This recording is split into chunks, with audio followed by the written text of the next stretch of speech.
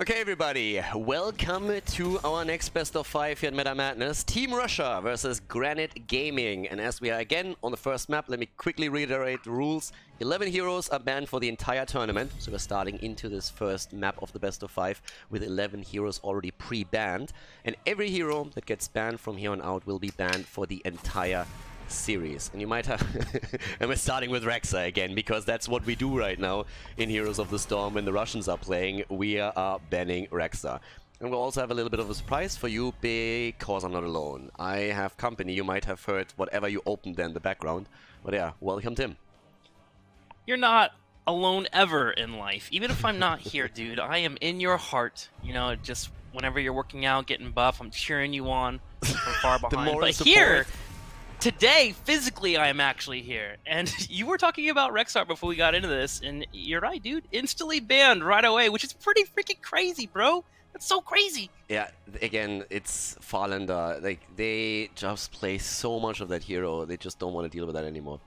And for now, we have actually Alarak also banned. Dragonshire is the first map. That's actually, I'm pretty sure, I don't know, who picked the map? That must have been, yes, it must be the Russians. They have picked Dragonshire every single time they could.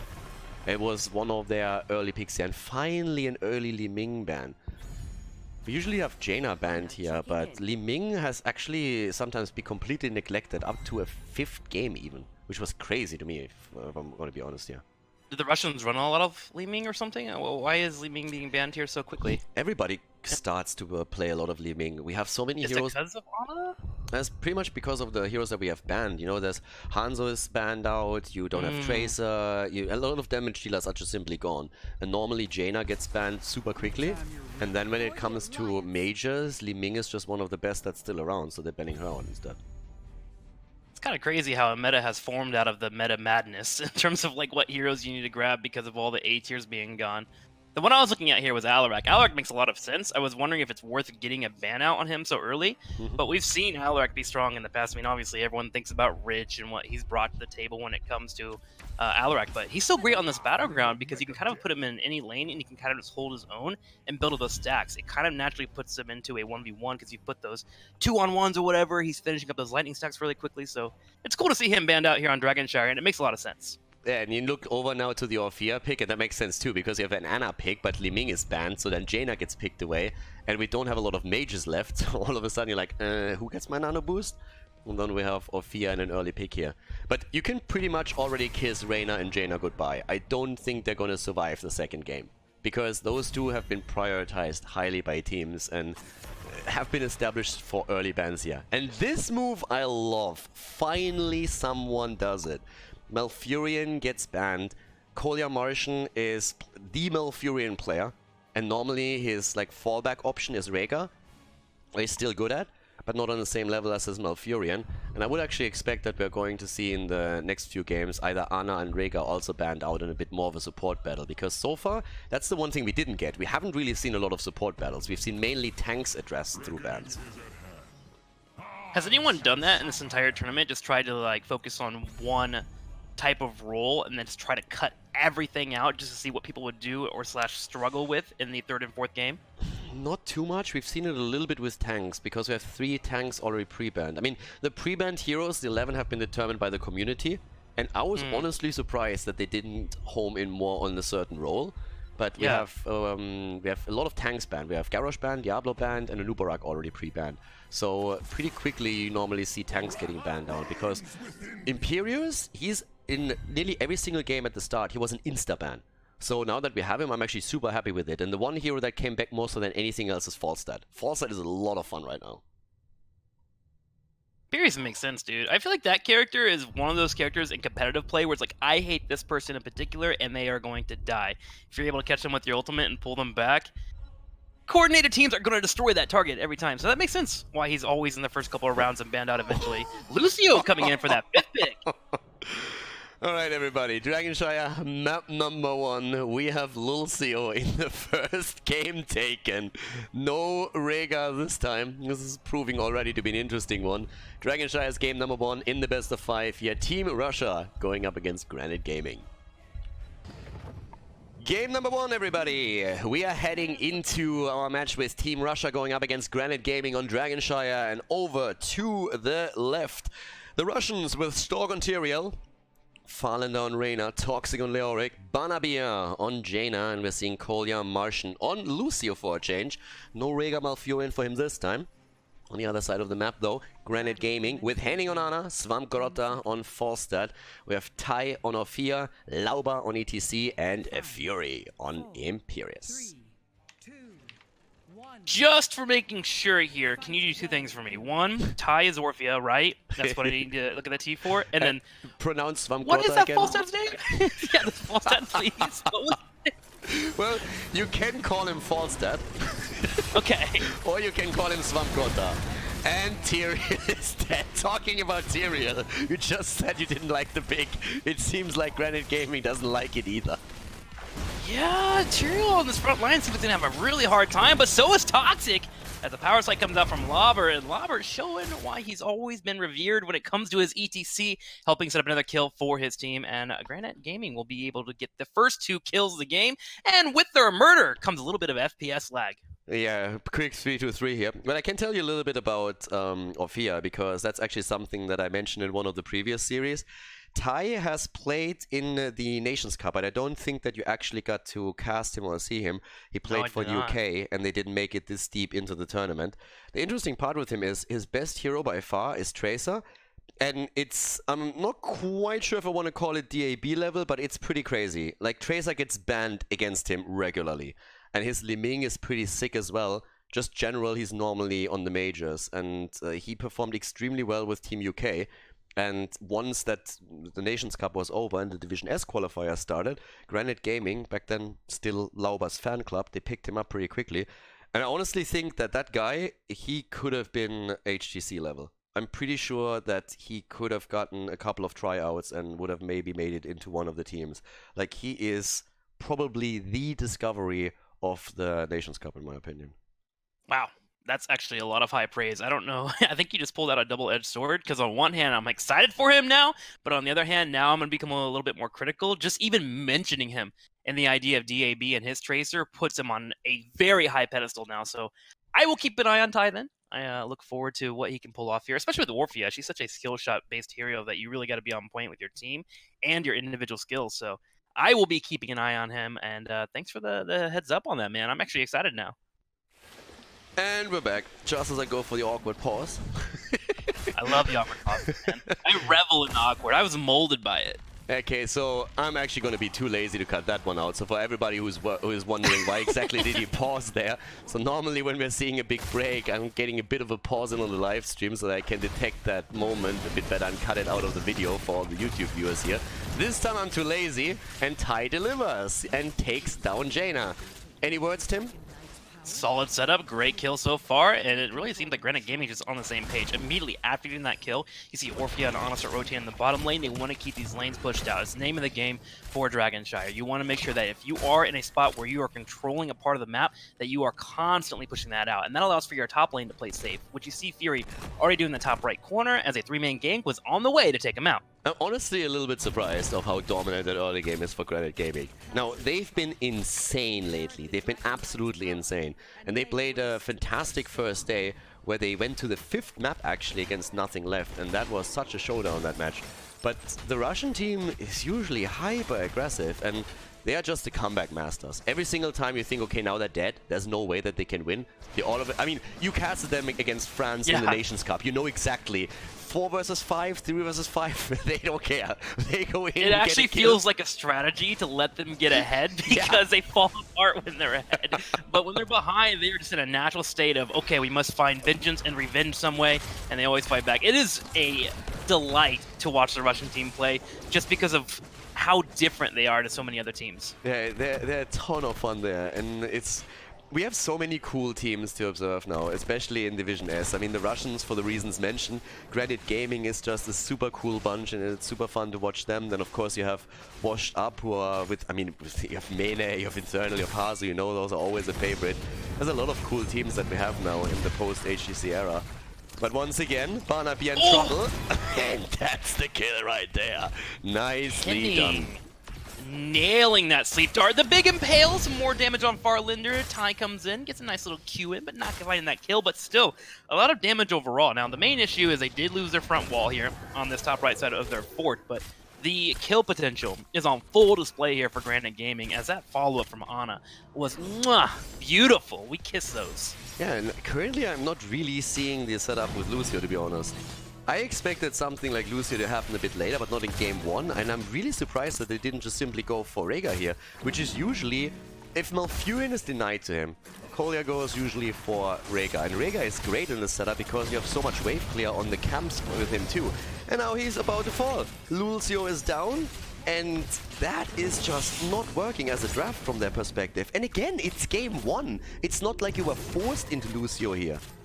Yeah, I kind of wonder if that Lucio was a response to the Imperius coming out. You'll have to remind me of that, what the name of the level 10 is, because again, I haven't played Wrath. Imperius too much.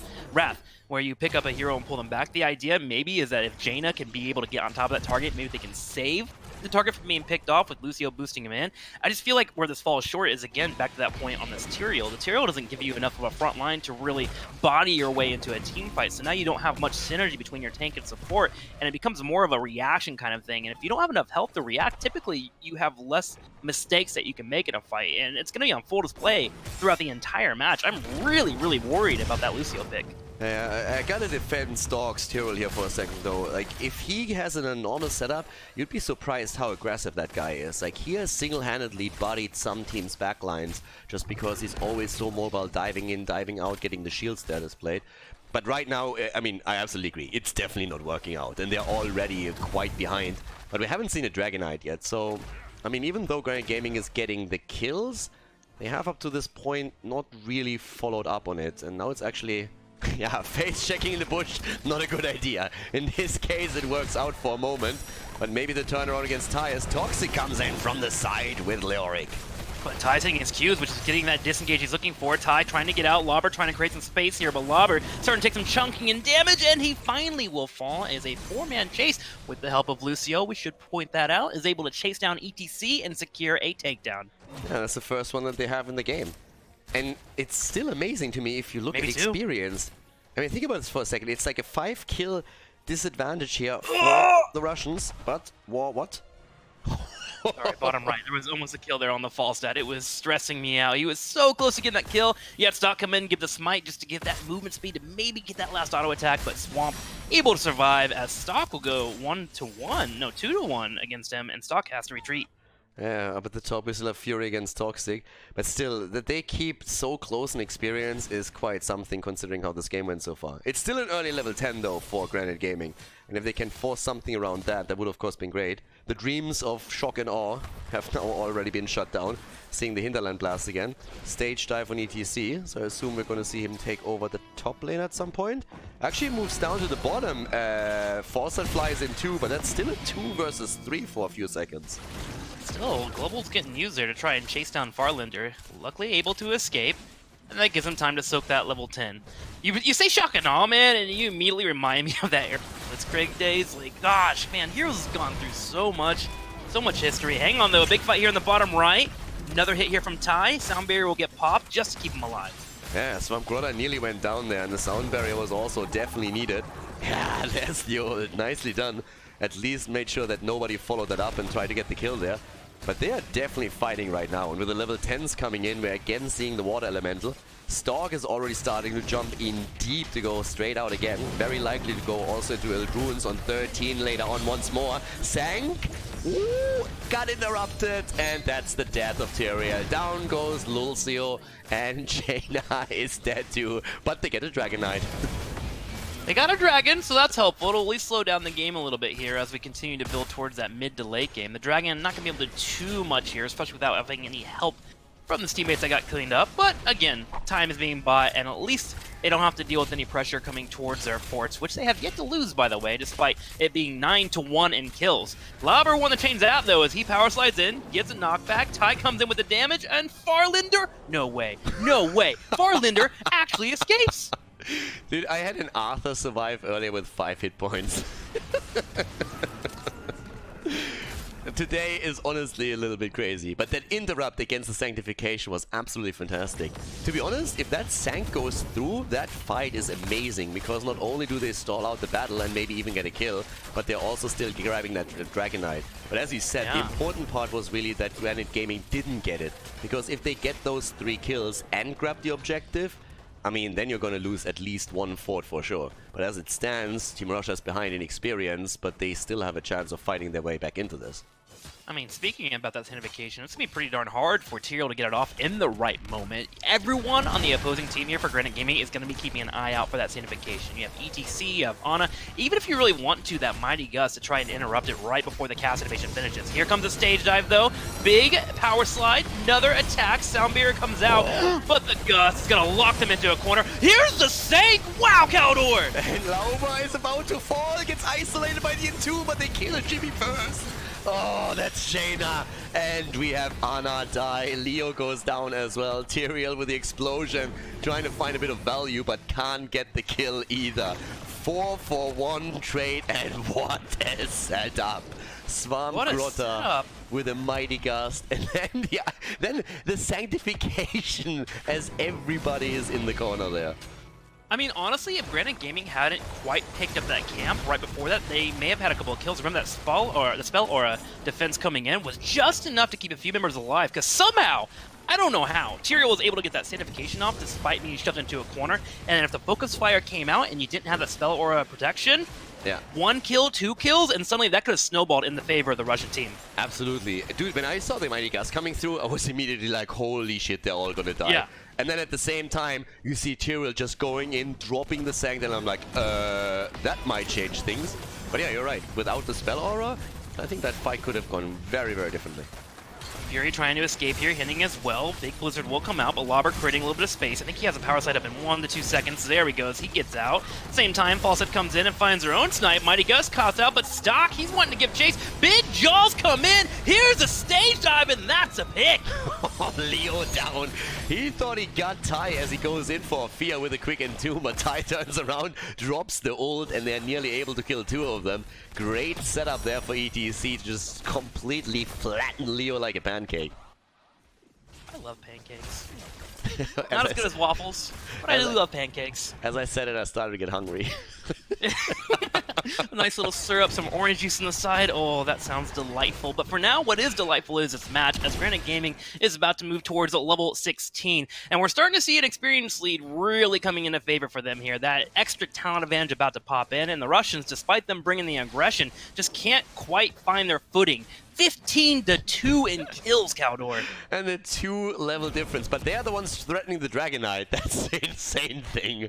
They actually have the control. I mean, not for long. Gust at the top had to be used, but the bird is in trouble. He is in trouble, and he has no barrel, and there's a pick. The Russians somehow, being behind, do it again. And they're going to move in here with this 5v4. Banana Beer looking for that big blizzard. We'll go for it. The Sanctification to stop the Jaws. And the Russians don't care there's a fort here. They have a water elemental. They're chasing forward. Here comes the stage dive and pounce another pancake for the taking. Reina is down, but here comes again Lucio with the ult stalk. Oh, he goes down, but can he get the value? He's trying to make the play for Fury. Banana Beer is dying. They nearly got the kill against Fury, but he survives. Imperius moves away. Tai wants another kill against Toxic. A 2-for-3 trade, as the Russians just don't care about talent advantages and go for the fights. You know, typically when you're looking into fights against globals, you think, okay, I want to make sure that I have a full advantage. But the Russians say, you know what, they have a fort. That's not enough of an advantage. They may have an ETC stage dive. That's not enough advantage. Let's go ahead and keep on chasing. And had they been able to find that full pick there on top of Orphea, they may have been able to get the kill and then turn around against ETC, but the stage dive was money from Lauber, and they were able to turn that fight around and get the help of the fort. Lucio in trouble as he gets impaled, but he's able to escape thanks to that speed. Have you, by the way, heard the good news that Lucio's getting a rework? That might make him a real hero. Why do you hate so many supports, man? Lucio, Brightwing, Murky, dude, you need to be nicer to these guys. Lucio's doing what he can, man. He's trying. Yeah, the problem is he can't do anything. He's trying!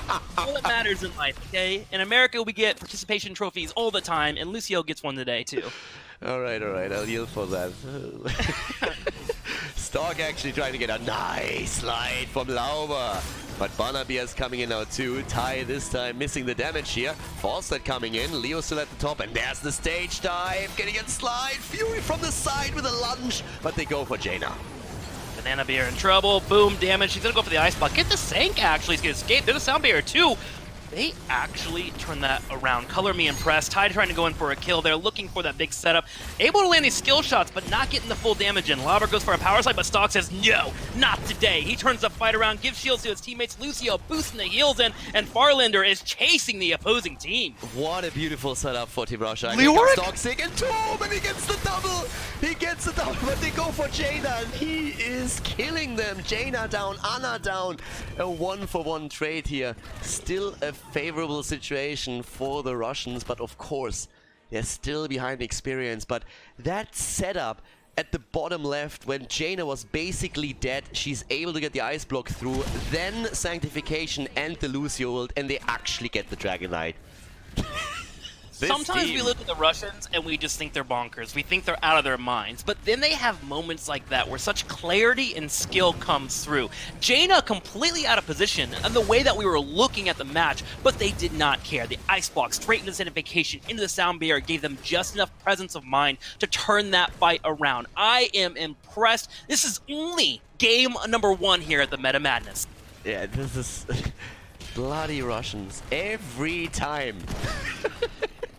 And now, look at the experience cap. It's actually insanely close. Leo takes the top right now. Keep in mind, we have 19 kills against 6. 19 kills against 6, and it's even in structures at this point. You can argue that the Russian team is actually ahead in structures because they put so much pressure onto the mid lane already.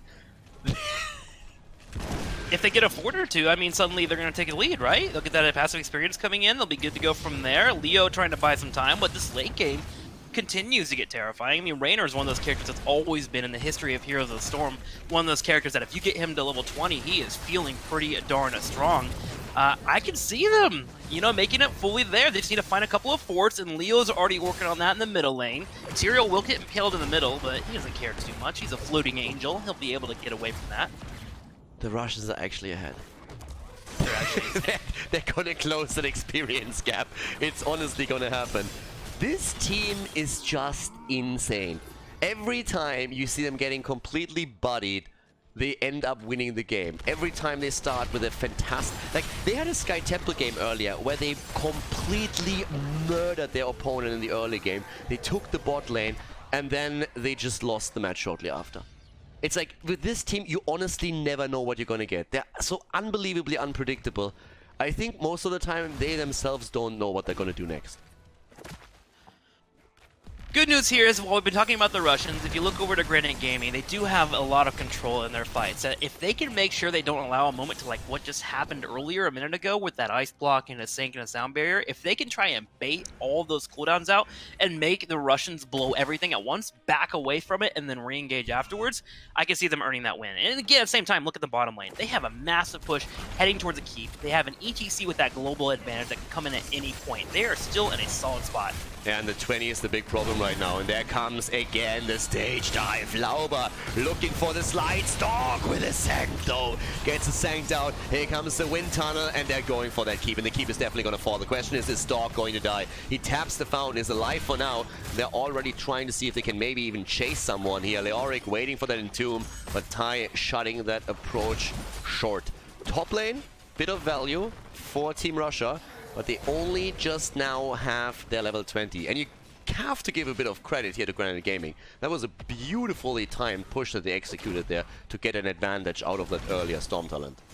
Yeah, that's certainly what makes good teams become great teams, whenever they have that small advantage and they find a way to push it, and Granite Gaming put that on full display. Now, top lane is pushing in, as you mentioned. That keeps them take a little bit more damage, but the Russians are taking this opportunity to play for the Giant Camp. Now, they will sacrifice Leoric. Now, we always talk about Leoric and his trait value. Here, it works perfectly fine if they can keep Stalk alive. Stalk actually in trouble, but with a smite is able to get away. At the same time, look in the top left here, Orphea actually getting picked off by Jaina, Raynor, and Lucio. She was trying to clear out that middle lane, and a boost from Lucio just allowed Jaina and Raynor to get on top of her and take her out. Yeah, she came from the top where she actually tried to defend the keep, and so far did exactly that. We're having another rotation now with the help of Lucio and the speed boost straight up to the top lane to get control over another temple here. And we still have a 13 kill gap between the two teams. And looking at the experience gap, that's 5,000 experience points that they just got by simply taking down heroes. It's honestly a bit insane, even with the underdog bonus that Russia got for every single one of their kills. So now once again, they're chasing Fury. Here comes the stage dive into the back line. Leo isn't here yet. They're making the play. In comes the wind tunnel. Stork already has his ult on the ground, and we see Lucio with a sound barrier as both of the teams just walk away trading cooldowns. Hefty amount of heroics were also used in that fight, and the good news is Leo actually wasn't there, so if Leo's able to rotate this fight at any point, he can drop that buried alive and help the Russians turn this fight around. Raynor, who's taking a hefty amount of damage, able to heal on up thanks to his own self-heal, and there we go. The dragon is grabbed, and the Russians are making a play for that bottom right keep. Remind me quickly, did Granite Gaming already take a Dragon Knight? They had one in the early game. Did they? I believe they did. I mean, at this point, I'm just looking at the map and I'm not sure how this is happening. 20 kills against 7. Wait, no, they didn't, because remember the dragon was stolen away on the giant camp. Yeah, you're right. This is the third dragon for the Russians. How do you get 20 kills against 7 and you don't get a single objective? With double globals and Dragonshire. Exactly. The Russian team is just absolutely bananas. They're moving through the bot lane. 19-minute Dragon Knight starting to poke here, and they still have their cooldowns up. Every cooldown is pretty much up. Yep, Lucio is now having his one too, and we could see that buried alive. And there we go. They're trying to make the play for the keep at the bot lane. And once that Leo drops the Entomb, he's looking for the target. He doesn't find the buried alive yet, but this keep is 100% down. Yeah, Dragons make a little space here, so Raynor can work in those auto attacks. They finally get it. Nice spread out here by the Russian team, playing it careful and slow, letting Dragon take a majority of that damage. Second keep will take some damage here in the middle, go down to half health. I don't know if they're going to fully be able to grab this. No, they will not. That Dragon's getting too low. Ty stepping up and getting some decent damage in as well. Now, one thing I do want to point out is that Ty on the Orphea is getting a little bit more patient with those closing jaws, making sure that whenever the sanctification comes out, right towards the end, when the sanctification is about to expire, he tries to catch the Tyrael or whoever is left in there. The Russians have been aware of this, though, and are spreading out multiple times. It's a really interesting trade-off between the two, but keep an eye on Ty, because that jaw is going to be important for finding a kill. Yeah, and at this point, I'm honestly just amazed that the Russians didn't go core. You have 10% left on the Dragon Knight and 10 seconds. Normally, that would be a core attempt by them. This is them playing passive. Just saying. Stork jumping in again. And yeah, 72,000 damage on Orphea, 56k on Jimmy at this point, and we are only in game 1. Only in game 1, man. Buried Alive did come out, but do remember that it is actually a short cooldown and when you compare things when it comes to the game. So he doesn't mind tossing it out there. In fact, it's worth it because sometimes you can just straight up win a game. As long as you have the ability to walk away from the fight, it's completely fine. And they have a Lucio. So while we might not like the Tyrael the most in this composition, it's actually starting to pay off. And I will say that I've enjoyed how Tyrael is being used when it comes to actually getting into these engagements. It is his job to make sure nothing really comes out from the red team that can just blow up its team. And so far, it's paid off with Lucio having the sound barrier afterwards. So I will say this is actually done better than I thought it would be, and I'm eating crow right now. Yeah, I was actually impressed by the Tyrael plays that he had before. Like, I was also, when I saw it for the first time, pretty much doubting it. But it's, honestly, it's a lot of the mobility that he gets on his 13 and 16 that we always see. And that's where he normally also starts pressuring the backline real heavily. I'm still amazed by all the pressure that we have on the map here. There's another camp at the top lane right now, and as you said, Buried Alive is ready again. There's the Sleep Dart again against Leo, though. He's starting to move in. ETC stage diving it right now, but they go for the bird, and that's the problem. Backline is in trouble on the other hand. Jaws come out again. Sanctification a bit late this time. Leo is already low, and there's the disengage as Granite Gaming goes for the panic button and drops the wind tunnel. But I love that engage, although we're going to see Toxic get picked off here. They were trying to force the fight so they could have that Night Camp pushing in the top right with the catapults to get that keep. They just wanted to try and force the issue, and the best part is that Toxic was able to catch Falstep. But hang on, and engage continues here. Fury turns around, gets the impale. Farlander is low. There's a grenade, and 2 have fallen for the Russian team. However, a keep has finally been taken away from Granite Gaming in the top right corner. And they have to send someone back too. There's a double catapult here, and this is already Winion time. The problem, of course, is that Dragon Knight. That's the big issue for Team Russia. Russia now, not the 2 kills against them. Core is going to be attacked soon. Again, those catapults, they hurt. They hurt a lot at this point, so they need to be careful. If the minion waves don't kill them, someone will have to go back. And at the bottom of the map, we still have the fight. Russia is keeping that out of play right now. Toxic is back to business. It's a 5 versus 4, and Falstead isn't here yet.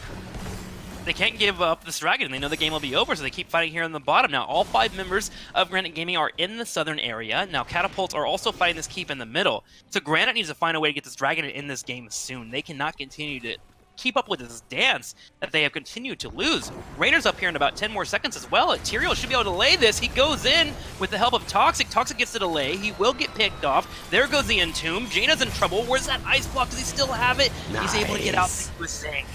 Good sacked. And Lucia's taking the top. And actually trading Leoric here isn't really the worst thing that they've done so far. That's the hero that comes back the fastest. That's the hero that you can sacrifice if you still delay the Dragonite. Because now, it's honestly, top keep is down. Every single keep is down. So they are in a much better spot than they were just a few seconds ago, even though he died. And now they're fighting again. And look at Henning. Anna goes down. And it might be more. Farlander dodges out on the power slide. Toxic's about to come up here soon. He will have the Entomb in about 8 seconds, but he wants to slow down this entire push. Stock just buying time, dancing and weaving consistently. Lobber's in trouble. Here comes Leo, as you mentioned. Here's the Entomb. Can he get it? No. Lobber with the knockback. But they don't even need to. Look at this. They have it. There it is. That's the kill. Imperius is dead. The wind tunnel is too late. They have nothing left. Nothing is there anymore. Granite Gaming is desperately trying to hold on to the core. The Russians with 9 kills against 23 are about to win the first game. I don't think they can hold this, Khaldor. This is looking horrible for them. Ty has to pop off some way. Here comes the stage dive to try and buy some time. Also get the catapults off of that core, down to 98%. Orphe on the top right corner is dancing, getting some decent damage in. Lobber trying to buy space, but Lobber eventually will fall. In 25 seconds, we'll have a mighty gust, but I fear to be too late. Look at the core, Khaldor! The core goes down. The Russians take the game. 10 kills to 23, but Team Russia wins Dragonshire.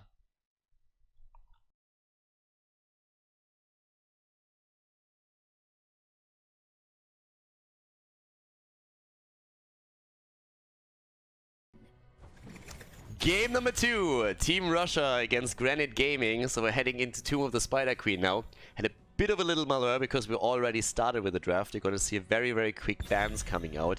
By accident, Team Russia actually locked down Malfurion because they thought that he's still available here. We were debating a lot about like Rhaegar, is it going to be Malf? And apparently they just didn't connect the dots and clicked the wrong hero. So we're going to reset it right here. But we have with Anna being banned out a setup where all of a sudden later on in the game the bans on support could actually play a really big role if we're going to a game 4 or 5. But outside of that we have with Gul'dan another mage eliminated, and since Reyna was prioritized over Jaina, Tim talked about this a little bit the first time we were in the chat here, we have an insta-pick on Jaina for the wave clear, and also because she's pretty much the only mage left in this setup. Imperius and Rhaegar will come out afterwards. I think you mentioned that we've been seeing a lot of Rhaegar from the Russian team whenever they have the chance to move into him if Malfurion's not available, so it makes sense. There's Johanna to help out with that wave clear. Oh, and a goodie. Junkrat coming in. Junkrat on this battleground, if you can make sure that your 4-mana is strong enough by itself, is such a delight to have, because once you open up the battleground, his movement, his ability to clear out the waves and also play very safe, and then add on that additional huge tire, allows you to straight up win team fights, and of course the areas around the turn-in with your disruptions on grenades. Junkrat is actually the one hero that surprised me probably the most, because he is not targeted as heavily in the bans as I would have expected. He's made it through a lot of series. Even when most of the mages are banned out, very, very late are they starting to target him. So that was always a huge surprise to me, because he's just absolutely fantastic here. And I would also expect that Swamp Grotta is going to play the hero, because he's usually the one. Isn't that how Junkrat's always been, though? He's always one of those characters that, like, comes in, it's super flavor of the week or two, and then suddenly disappears for a lot of teams. He just requires a certain finesse that you have to be on point with your team for you to be able to handle him. That's definitely... What is that? Triple melee. The Stitches doesn't surprise me. It surprises me that we get Imperius, Stitches, and Leoric. So, triple frontline. They need a heavy damage dealer for this. That's a lot of slows. Are we going to get a Phoenix with that? Is that going to be another Khaldor? What do you think? I like the Khaldor. I don't know about the Phoenix. Like, obviously because of the slows is what you're pointing to there. I just wonder if it's enough damage. But then again, Phoenix is always one of those characters that's like, oh my god, it hurts. What about a... I was thinking a Sylvanas, oddly enough. She's banned. Oh, okay. Well, She just got banned out. Dukov, Malthael. Cassie wouldn't make sense here. Azul Jin wouldn't be safe enough. What gives you wave clear on top of this? Do you need more wave clear? I feel you have a plenty. That's Phoenix. They go for it. Okay. Phoenix getting dropped, and yep, that's gonna be a fun one. Stukov, we don't see him too often either, so yeah, it's gonna be an interesting game here as we're heading into the second map of the best of 5 series. The Russians somehow did it again in game number 1 with another turnaround. Let's find out if Granite Gaming can win game number 2. Let's head into Tomb of the Spider Queen. Game number 2, everybody! On the left side for the Russians. Stork on Stitches, Toxie on Leoric, Fallen on Imperius, Phoenix played by Banabir. We're seeing Kolya Martian on his Rega again, and to the right side of the map, it's Granite Gaming, with Malthael played by Fury, Henning on Stukov, Tai again on Jaina, with Lauba on Johanna, and Svamgrota on one of his main heroes, playing good old Junkrat in this game. Tim, have you actually already seen Stitches on this map with Hungry for More? No, I have not. We had one game earlier where Stork already played it, and he ended up with having, I think, 1,200 hit point bonus on the max health pool. I think he walked around with nearly 9,000 hit points towards the end of the game. It's honestly insane if you are able to get those regeneration globes for multiple lanes here. It's pretty crazy. Stork is more or less unkillable at the end of the game. And you get the movement speed, which is just, you know, a little bit of a cherry on top of the ice cream sundae. So I'll watch out for that. I want to see how it's going to be performing for them. I think the Stitches rework has actually been one of the recent successes when it comes to reworks. He feels really nice. Granted, you do miss out on that hook range, but him being able to be a tank more often than not and jump in that front line has made him feel a little bit better for teams to play. And we have a scuffle in the middle, immediate wave clear, and the rotation begins. Yeah, straight to the top. Lauba has to be careful here on his Johanna. Of course, the hooks are something to watch out for too, but Lauba low, Svamgrota jumping out here, and that melee setup that we're seeing from Team Russia, at least in the early stages, is working out for them. I want to see how Malthael is going to be impactful on this map, right? Like, obviously, you got a couple of melees in front of you. You have Phoenix who could be in trouble too. If Malthael can find the right movements to move in and apply that damage, and of course, slow down a fight with the additional burst on top of Jaina, they can find some kills pretty quickly. It's just about how he can sneak in. If Malthael is one of those characters that if you just make a slight mistake in your movement or your position, you can get blown up and popped. So we're going to keep an eye on him and see how he pulls it off, because Malthael is one of those characters that comes in and out for a lot of our competitive players.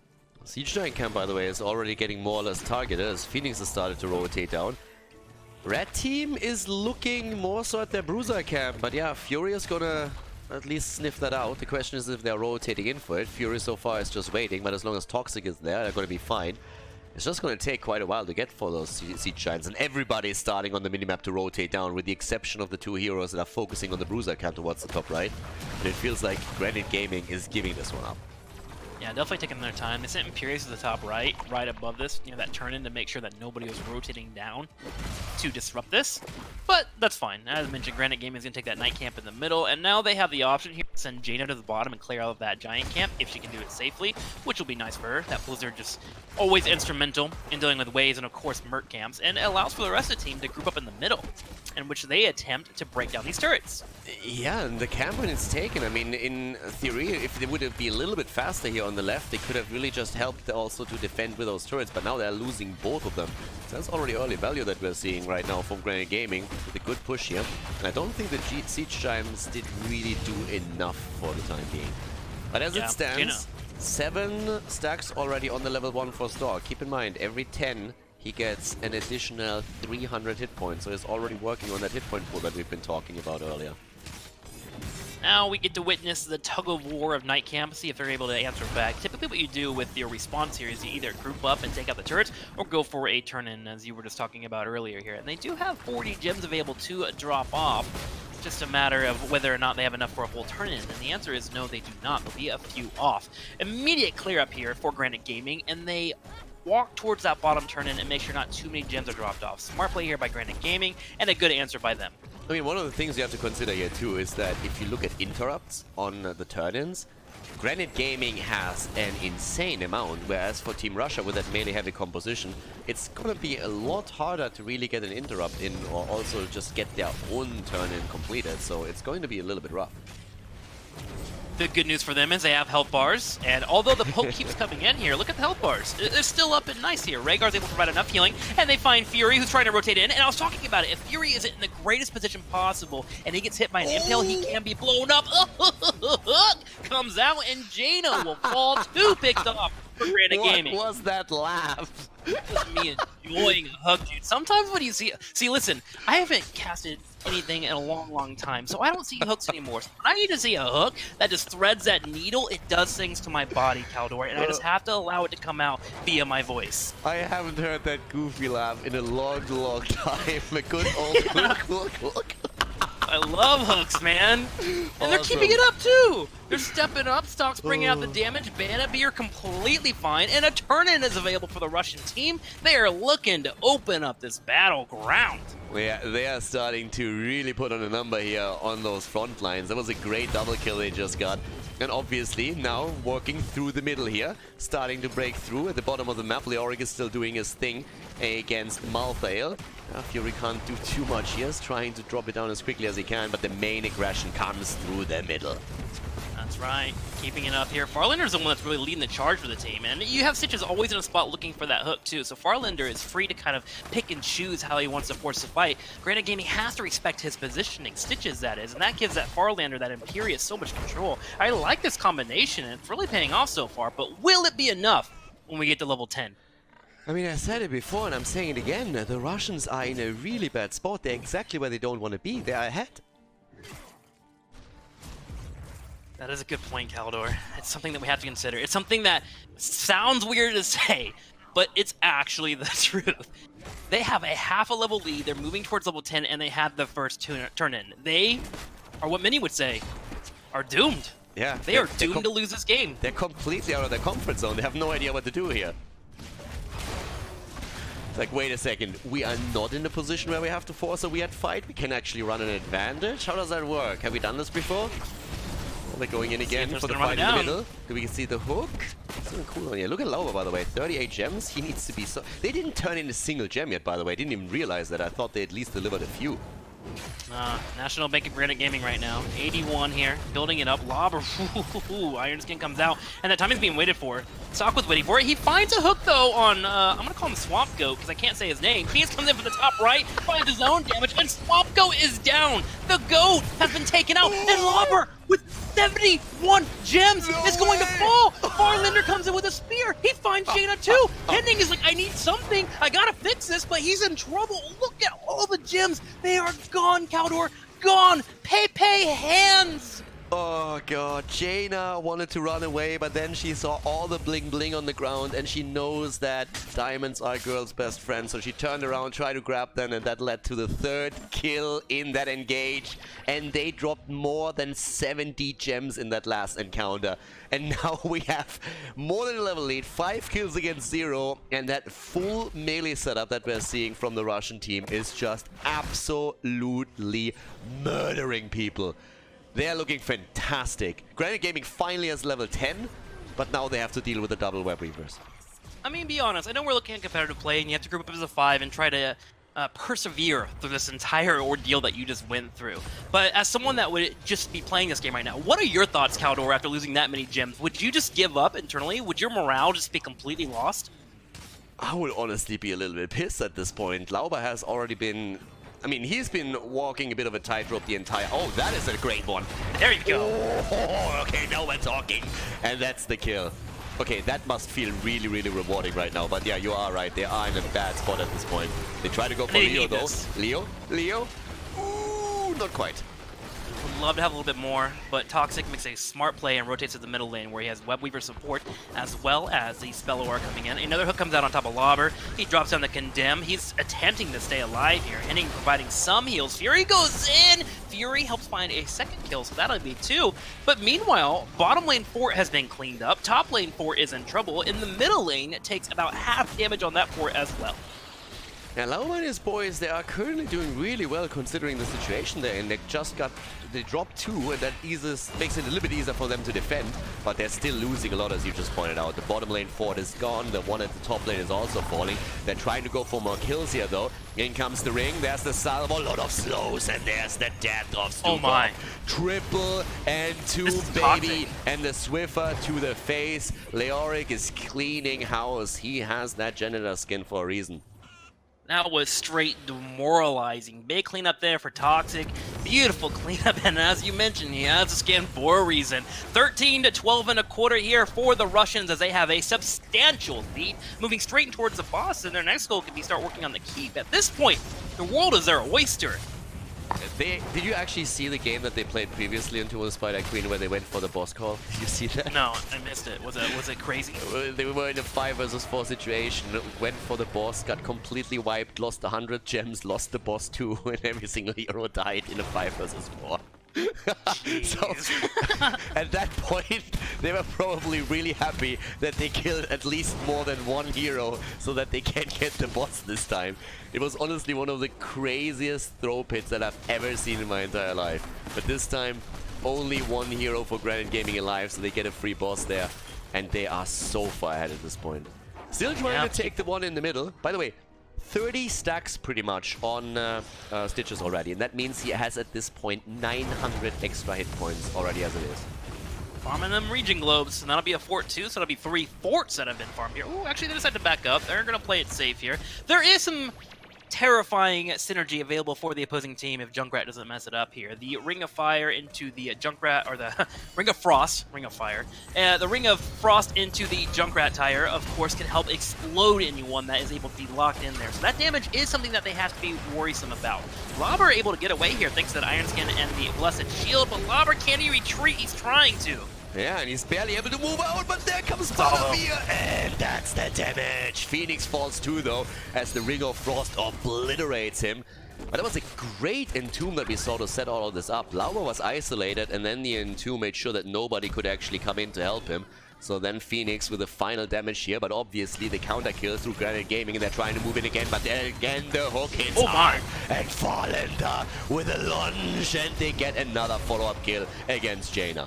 Comes in for the shish kebab, and he'll hit 3. Fury will be the next one too, and that'll be 3 members down here for Granite Gaming. Johanna has just a bond, but there is enough gems to be dropped off for the blue team as they get ever closer towards that 60 gems they need to have another turn-in. If that turn-in goes in, if the Webweavers actually start pushing across the map, suddenly Keeps are in trouble, especially that top right one with the boss opening the wall. They're doing incredibly well at this point. And again, we're looking at a game where they could take that early 2-0 lead in the best of 5 series. Honestly, when we saw Team Russia go up against Granite Gaming, or when I saw that that would be the matchup, I thought this would be another one that at least goes to 4 maps. Like, at least. This was another candidate for another 5-mapper. But right now, the Russian team is just super eager to go into that grand final and face off against nothing left again. Still time to turn this around, Khaldor, but I'm starting to agree with your sentiment here. Things are not looking good for Granite Gaming.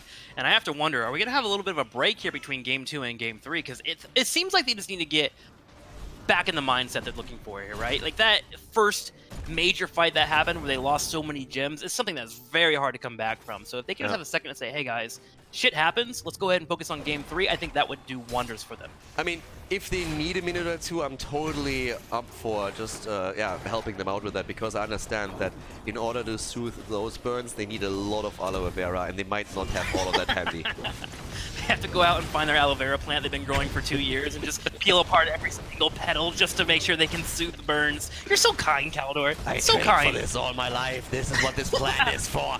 They trained definitely for taking out this match. Look at that push in the mid lane. The Spell Aura, the Weavers coming in, and they go for the first keep of the game. 16 isn't here yet for Granite Gaming. They're still fighting back. They're trying to somehow hold on to this.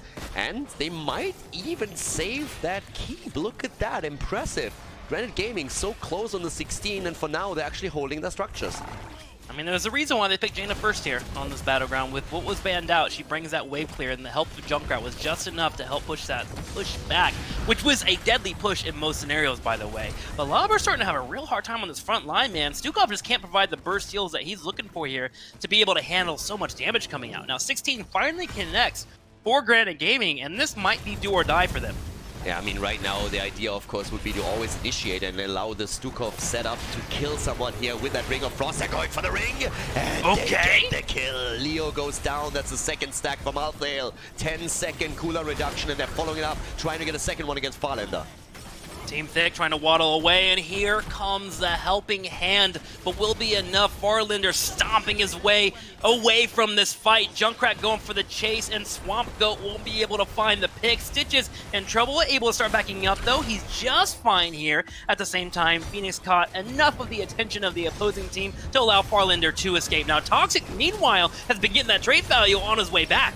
And here comes again the salvo. Barnaby with the damage, and that's the end of Johanna. Their counter kill as the Russians are fighting another 4 versus 5, and they're going for it. They want another hook. Stork with the dodge, and here comes Leo with the Entomb.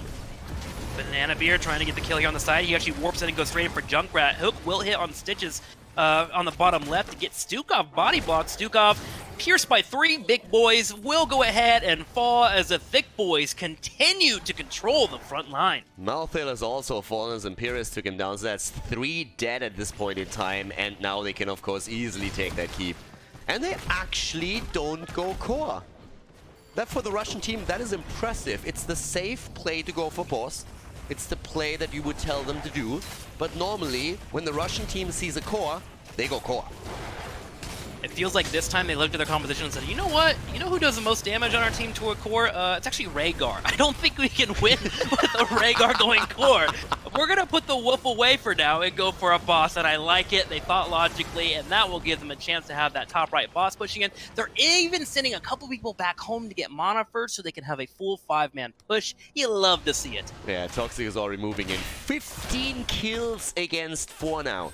15 against 4. They have 1 keep already eliminated. They try to go for the next one. Turn-in attempt, obviously, at this point. You want to trade your own web weavers for the boss, but the Swiver to the face interrupts it for now, but Leo is dead. Nicely done by Henning. Perfect reaction by him. They're, of course, trying to get back now to make sure that they can defend the boss, but with Leo down, they actually have a chance.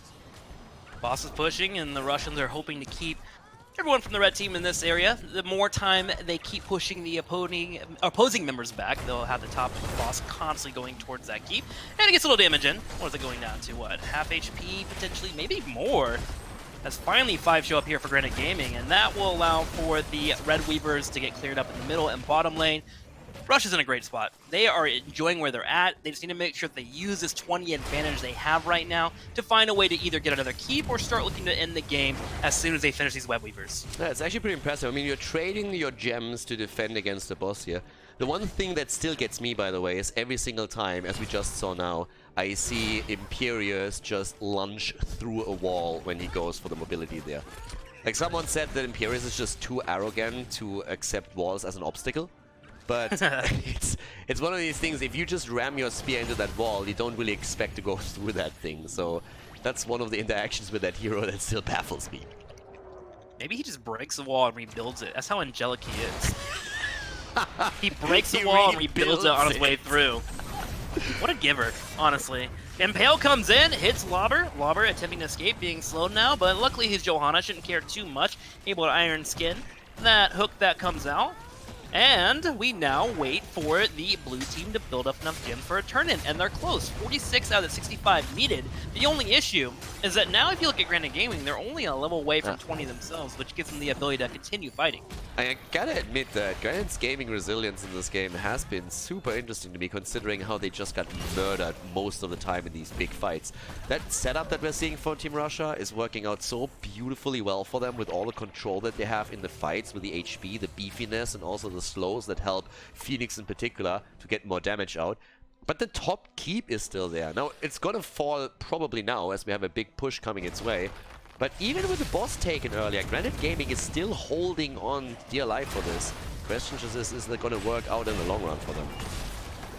Toxic with the Wraith Walk, able to get up here and join these minions, and that keep that you talked about going down should start to fall finally. There it goes, bada bing, bada boom, that is 2 keeps down, and Russia playing it slow and steady. Now 20 continuing to loom here for the red team, and if you're the red team right now, you're hoping for a magnificent team fight, turn in, and then hopefully when a boss spawns in a couple minutes, you can start to get that pushing in one lane, and you just try to figure out a way to get that comeback going, because right now, they are hurting, and they need a miracle to grab game 2. Yeah, they definitely do. And now they have their 20, so that's helping a little bit. They at least have 2 stacks of Malthael, so the cooldown reduction is going to kick in if they get a few more. But we're 20 minutes in, and Stitches, by the way, is looking at a hit point pool of 8,400 at this point. Jeez Louise! If you're a Rhaegar, you're like, thank God you got all those regen globes. I cannot miss this Ancestor healing even if I didn't have the R button. That is such a health pool for him to stare at. My golly. There's the Blessed Shield. They try to go for the kill, and they go for Farlander. Where's the last rights? They can't connect it. It was a good attempt, but Farlander actually gets away here. Last rights isn't in. They're trying to make the play for Barnaby, but he jumps out immediately. And now we're seeing, of course, the entire map pushing against them. The hook again against Lauber.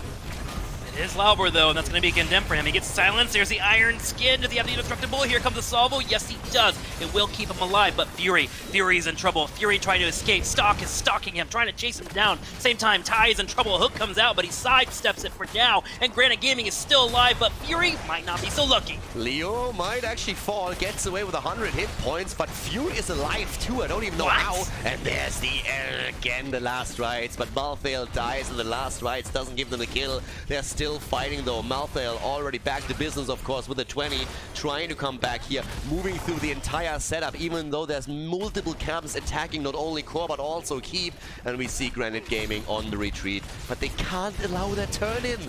Oh, they get Imperious! Okay, they get a pick there. Now, as you mentioned, the catapults are starting it on core. Malthael should be able to clear that out thanks to his wave clear. It's pretty darn solid. But Leo's back here in the top right corner, and Leo's already starting to jump on top of this entire comp here as Toxic.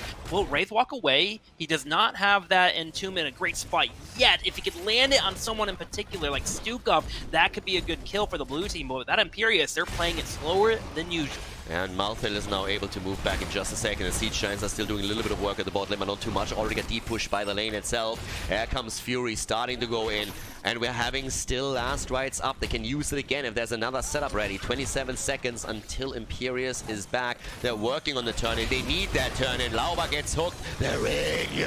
And Leo is low. Ty wants the kill. There's the Entomb buried alive. Already going in and dropping Leoric. All of a sudden, Granite Gaming back to business. Still Hook super comes far out. behind, but they are trying to start a comeback here. They're trying to. They have to wait for Imperious to come back, and finally he will. The turn-in is available for Granite Gaming, and they need this turn-in. They need to relieve the pressure somehow. It's too much constantly going towards their core. The catapults are there, as we were talking about earlier, but they can't quite find that window. Finally, here comes Junkrat to start getting that turn-in. Only 7 need to be dropped off. Jaina was thinking about dealing with the catapults, but they need Jaina here in case a fight ever breaks out. That's the first turn-in that they get in this game. And the top lane is pushing again, but the Web Weavers are going to deep push it, of course. 10 seconds for Leo to be back. This is getting crazy. They haven't taken a single structure yet. They haven't taken a single fort yet. Every single thing on the side of Team Russia still stands. But the game continues. They're 22 minutes in now, as they're starting to go again for the fight in the middle, trying to get a little bit of value, trying to get a few of these structures taken down. Keep in mind, every single fort they take down will result in at least a catapult spawning every third wave for them. That would relieve some of the pressure they're currently experiencing here.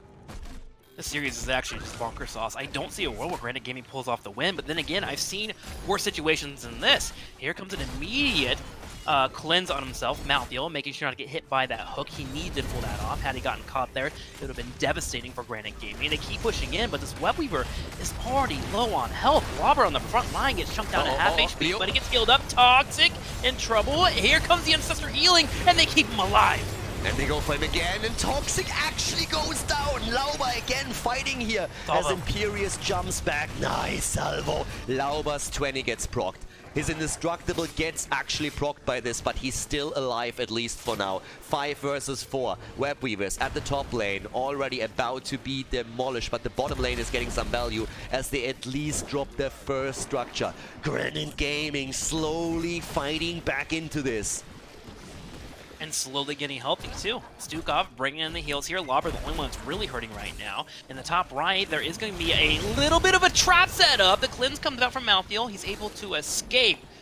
But you know for sure, that was a terrifying moment for Granite Gaming. Had Malthael gotten picked off, could have been really scary for them, but they're able to get away just barely. Inevitable end over and over again. But look at the gem amount. They just don't have it.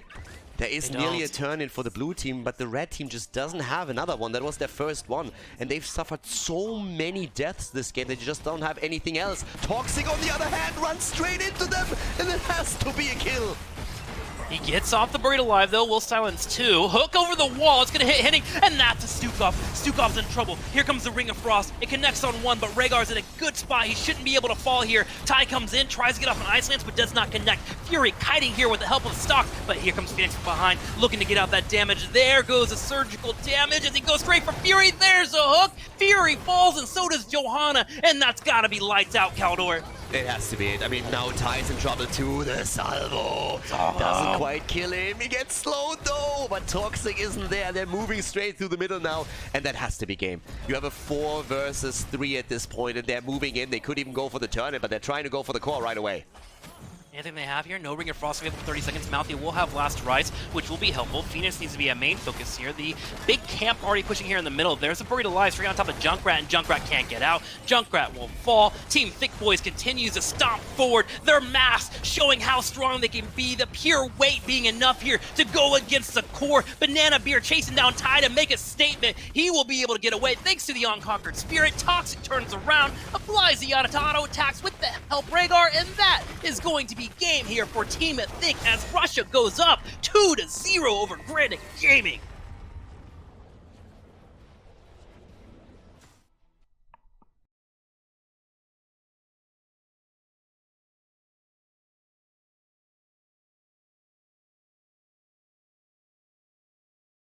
Game number 3, everybody. Russia against Granite Gaming, and we are on Battlefield of Eternity, and I just said it, I'm going to say it again. I honestly hope that the Russians are going to get wrecked now.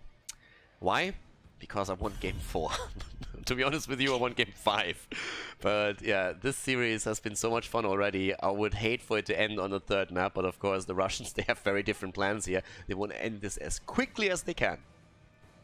Sorry, I'm not listening to you. I'm on Reddit. Does anyone else think Khaldor is a toxic caster asking for teams to throw matches for more matches? Send. Upvoted. Okay, what's going on?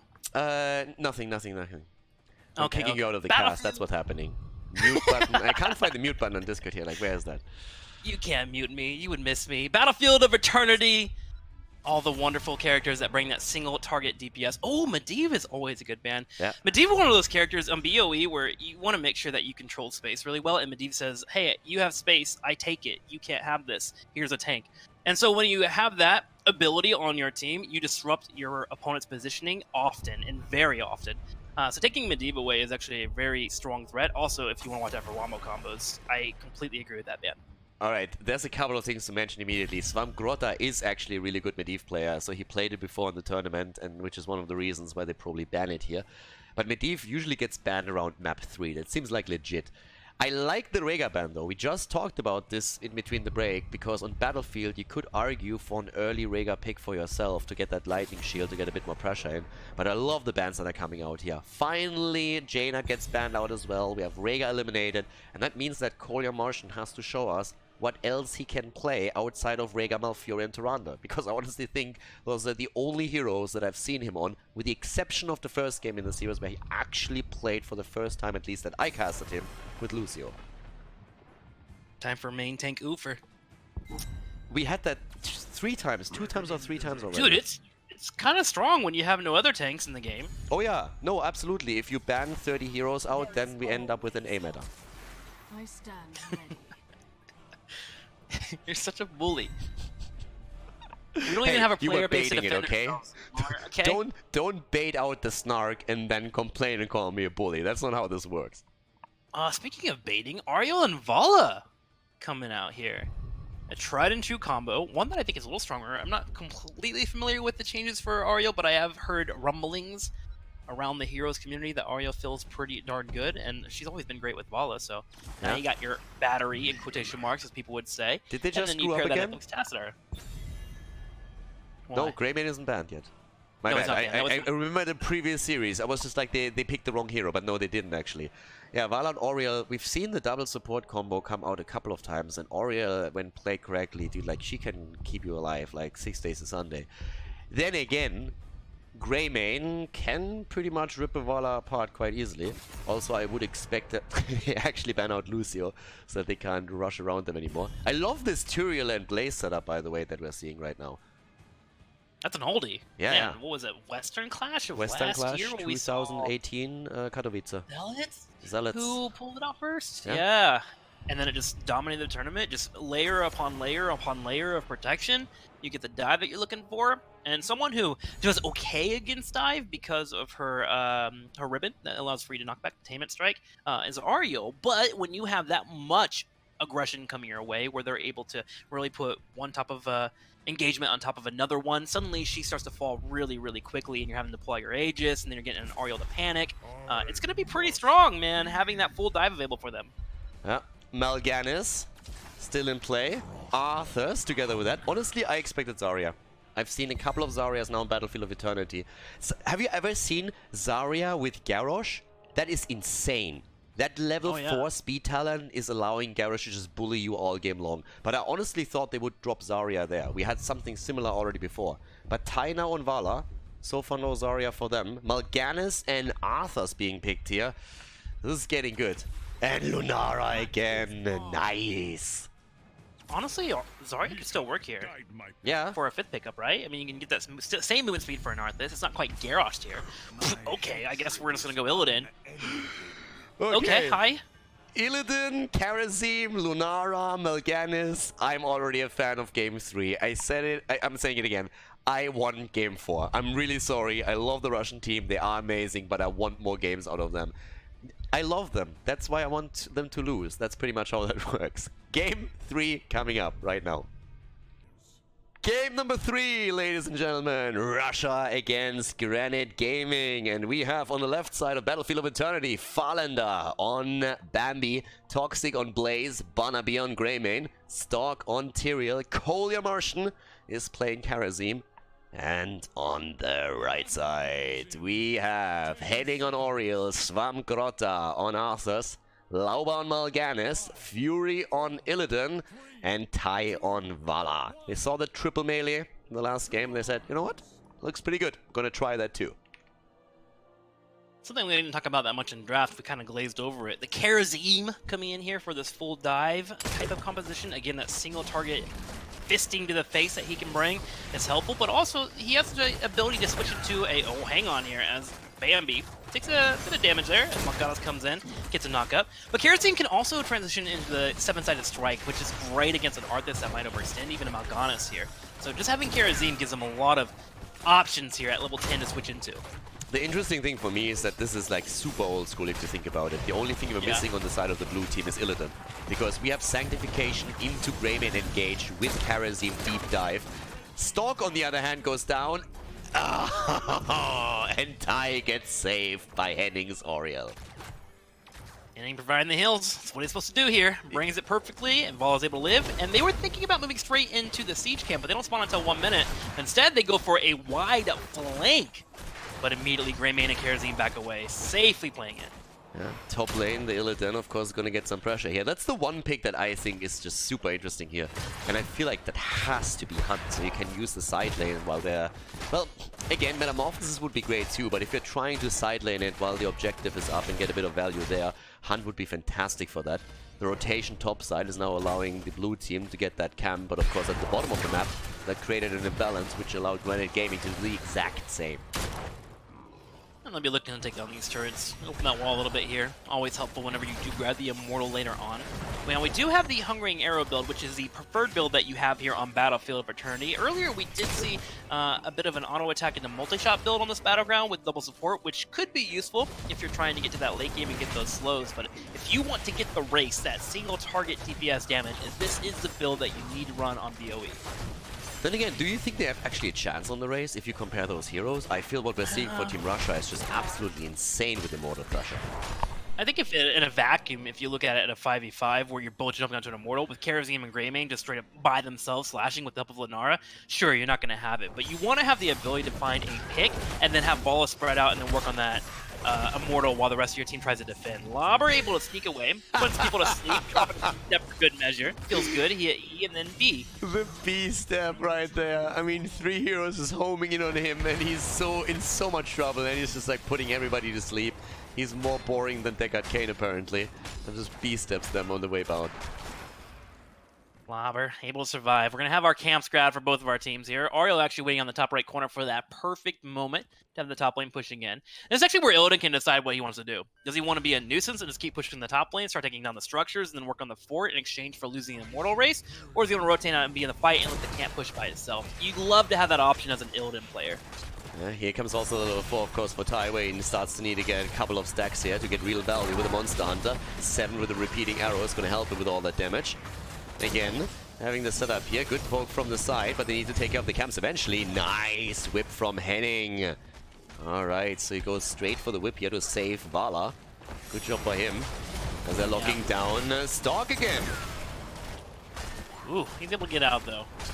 Eldrew winning that mobility, man. Just enough. Lobber and crew are able to group up and heal up though. This is one of the great things about having an Oriel on your team. If you start winning the team fight, you'll pull ahead in the heals that are constantly being pumped out from your Ariel, and you can just group up and make sure to get that mass healing and get a lot of value from her. And you can look at it in the health bars right now. After that exchange, they were able to heal up, and they are able to jump on the Immortal, which gives them a lead in the Immortal race, which forces the opposing team to come over and defend. This is actually also a great setup right now with the Immortal spawning on the right side. They have a good poke. Svamgroda needs to be a bit careful. Here come the shields again from Tyrael, but Stalk once more gets attacked right away. Ooh, nice night rush here in the back by Lauba as they're going in, trying to get the next kill. But so far, it seems like Team Russia is still coordinating this a bit too well for Granite Gaming to get another kill. Arthas and Malgana showing the plan there. Get the big sleep on 2 to 3 people. If they're grouped up, you follow into a Howling Blast, and that Howling Blast was nailed. And that gives Vala the chance to step up and apply the damage as she would like. So great movement by there, but now suddenly the blue team, after seeing that, needs to realize that and make sure to spread out a little bit more. Fury and crew jump straight on top of this Immortal.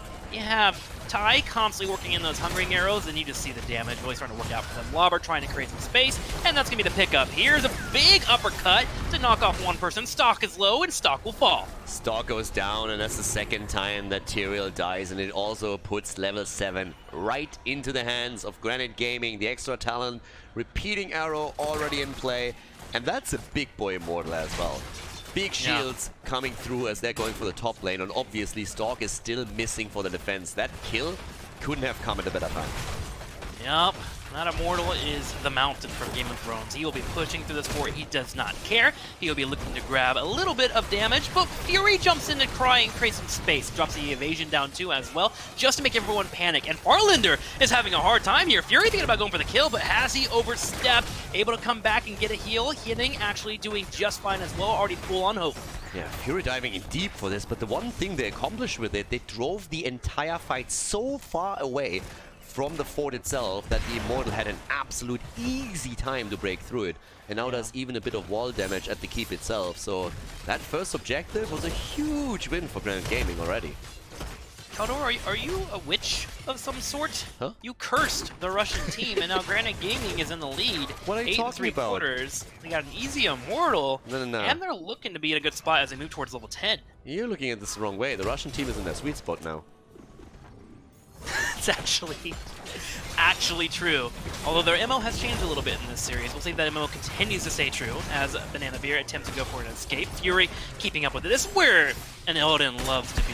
they're in a spot where they're able to continue to keep chasing, the opposing team is running away and not getting off the damage they're looking for, and you have the heals coming in, Illidan is in a playground. He's in a big ball pit, beautiful colors all around him. He just keeps diving forward, and Illidan right now is playing on point. But the thing with Illidan, if he ever oversteps, if he gets that one misclick, that's where he can get popped, like a Zig. Yeah. And also, let's not forget that we have a Splintered Spear, another great tool on the side of Team Russia to dish out a bit of AoE damage during all of this. If they find the engage, it can actually just snap go in with Sanctification later on. They can take the kills there, and that's what I'm waiting for, the heroic abilities, because I think that's going to change pretty much everything, since so much of what Russia is trying to do here hinges on it. The layered defense with the bunker and the Sanctification, the Sanctification itself just allowing Greymane to just go deep and go in for the kill. So that is going to be a massive game changer. But right now they don't have those. But Granite Gaming does, and they're going in for the kill against Banabir.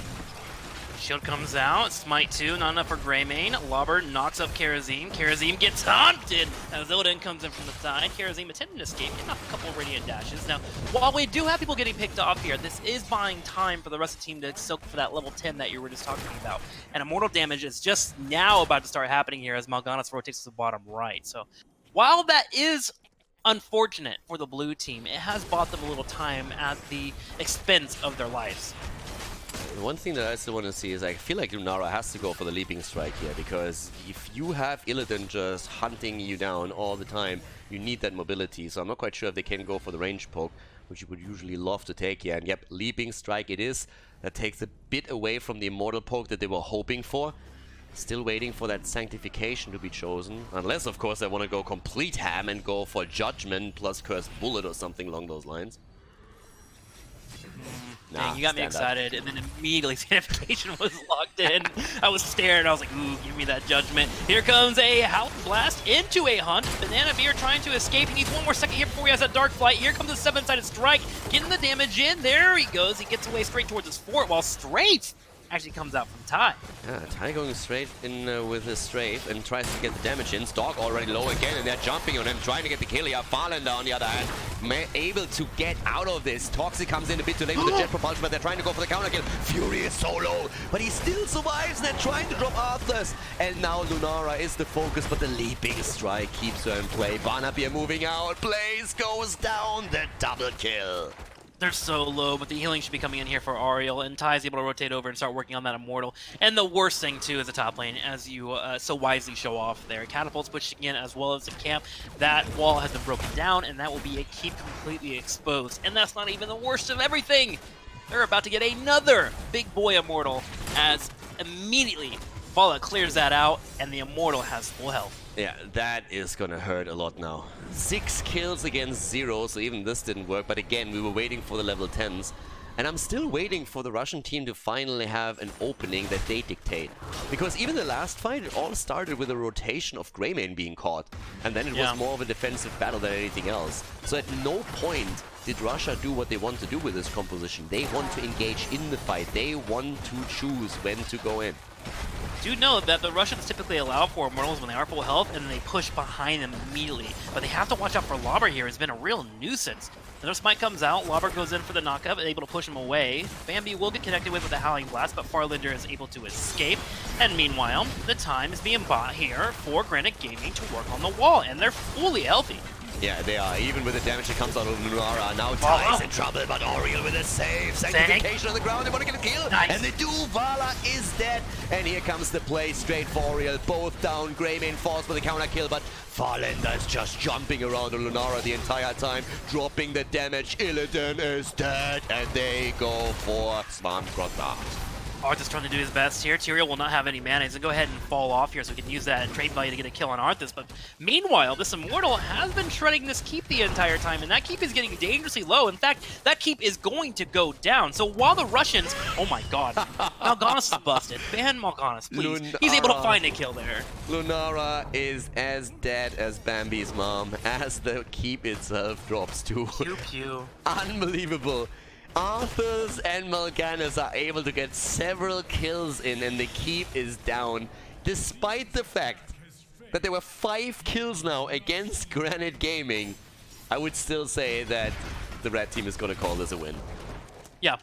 Obviously, you would like to, if you're the blue team, you would have loved to be able to have a couple members survive there as well, but at least they kind of mitigated the damage they've had to deal with from having such a poor early game. At least they're on even talent tiers here, and they're able to find a couple of kills themselves for that comeback experience, so they are in an okay spot, but overall I would agree with you. Granite Gaming definitely okay with that exchange. They now have catapults, and they have an Illidan who, remember, has the hunt. So they have now the option to decide, do we want to race down the Immortal? Do we want to try and split our opponents up a little bit and then have Illidan hunt in? The choices are theirs. Yeah, they don't have sanctification yet. It's still on a 2-second cooldown. They can't use it right now as they're going in again, but Tyrael finally has it ready. Could use it right there for save. Barnaby does exactly that, and they're trying to get the kill against Lauber. Malgan is low, and he's down. The misclick on the ult from Oriel, or the target already dead.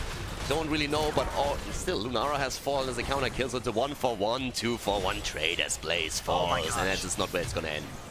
Banana Bear trying to do his best here to just stay alive, but Fury is on the hunt, and not with his heroic, but for the lives of his opponents as he dives forward. There goes another dash as well. Ty on the side. Hey, here's a little multi-shot. Boom, takes him out, and Granite Gaming turn around and focus down the core, and there is still a hefty amount of time on those death timers here as Granite Gaming has finally set their mark here on the series. As the core continues to fall, they would love to get the first win and send us into a game number 4. Great performance by them, and now we have the 4th game coming up as Battlefield of Eternity is decided in Granite Gaming's favor. GG. Well played.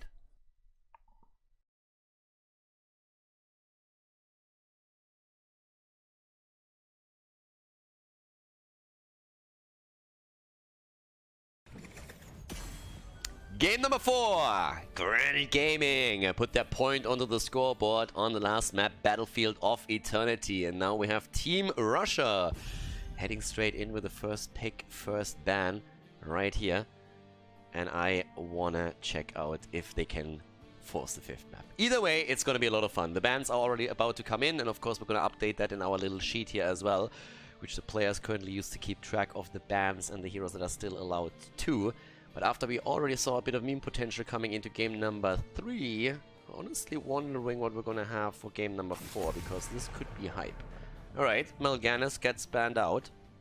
No Malauba plays on the front line here. How's our hero pool looking actually for tanks? I don't think it's threatening anything yet. We still have Muradin around, we still have Tyrael there, so I don't really think that's going to become a problem too soon. But especially Tyrael I could see as a ban from Granite Gaming's perspective, because Dog is starting to play quite a bit on that hero. I think the Stitches, yeah, there we go, as expected. The Stitches time seem to be a little bit over, since most of the maps where you can get regeneration globes quite easily are already out of the pool. What else would you ban out here? I mean, if you're worried about Tai, you could think about banning out Orphea, maybe even. Since when it comes to mages, that's one of the main mages that are still there. Li Ming got already banned, yeah.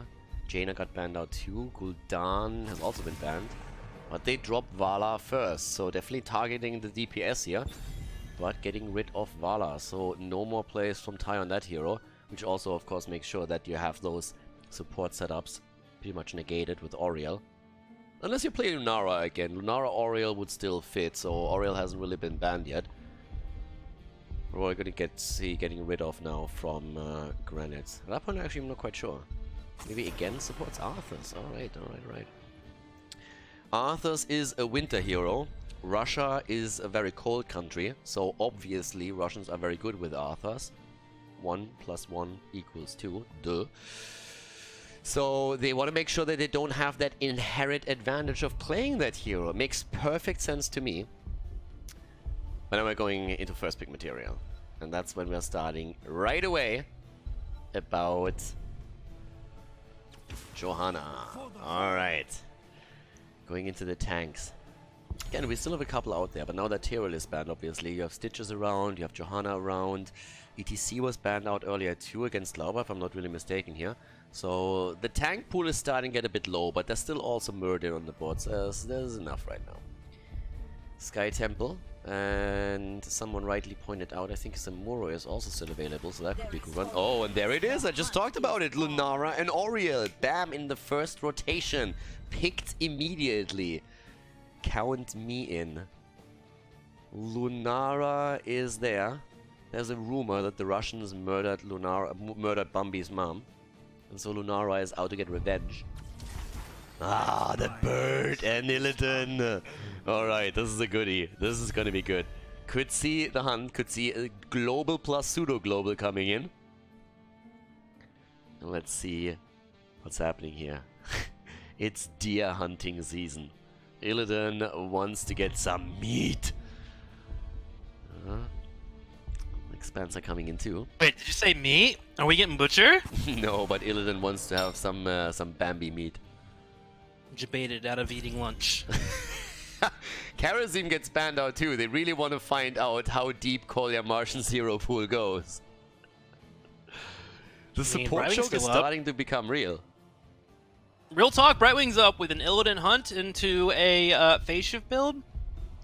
It's pretty good. It's pretty baller. 4 globals? Yeah. You pick a target, you delete it, you polymorph it, you bingle it. Easy life, easy happiness. No, not Lai. Lily gets banned. This is starting to get really interesting. Not necessarily for this one, but if we go into a 5th map, can you imagine how the supports are gonna look? Wait. Hear me out. Butcher, Lamb and Slaughter, Mighty Gust, Illidan, hunt the target, kill it, blow it up, Brightwing, palm, bring in the Emerald Win, destroy. I hear it and I like it.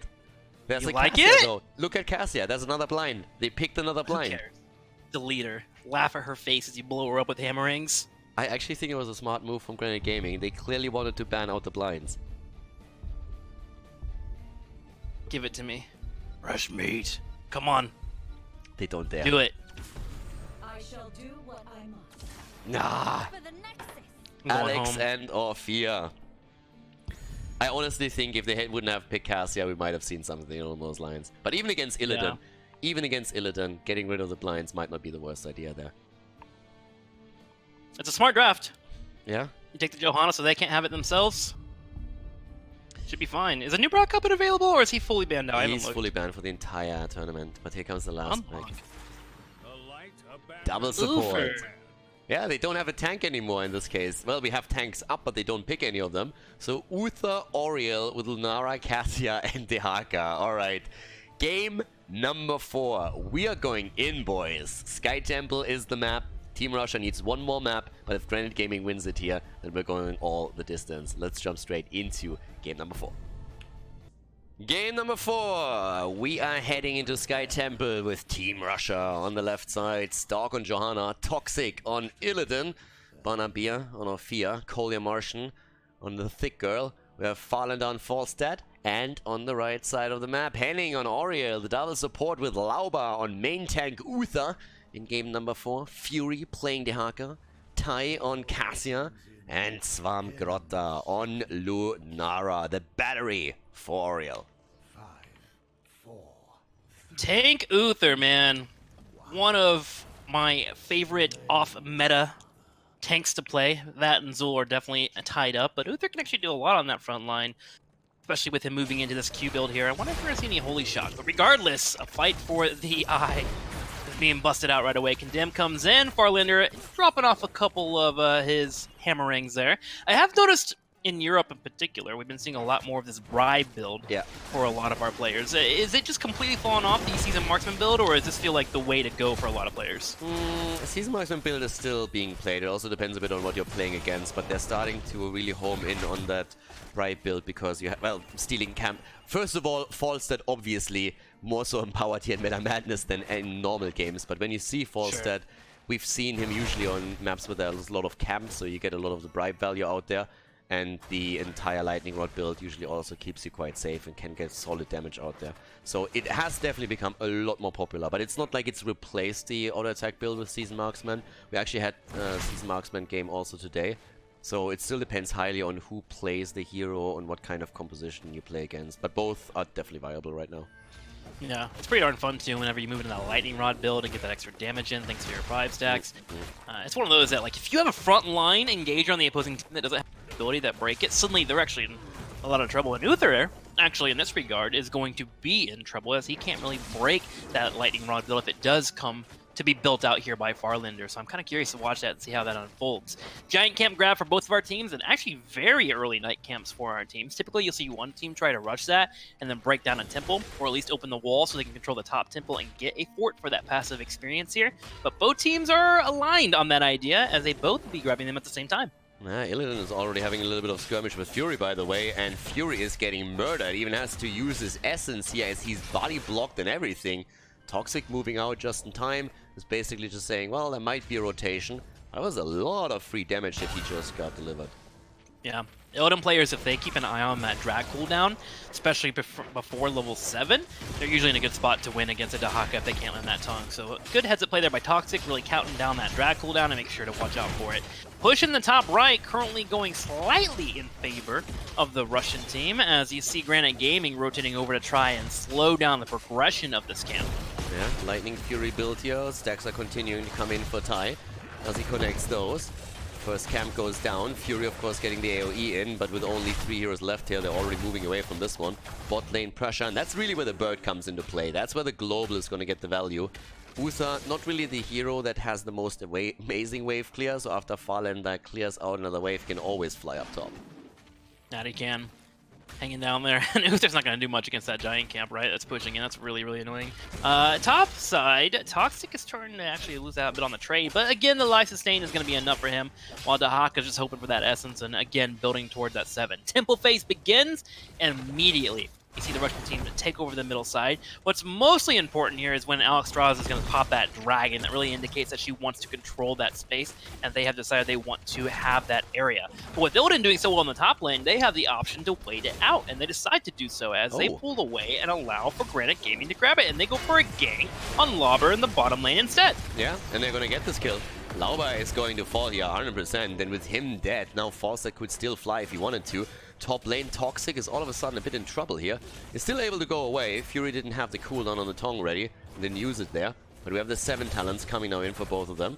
In the rotation again towards the middle to capitalize on that kill against Uther and start fighting here. So they get the first, the last remaining shots to at least get some value.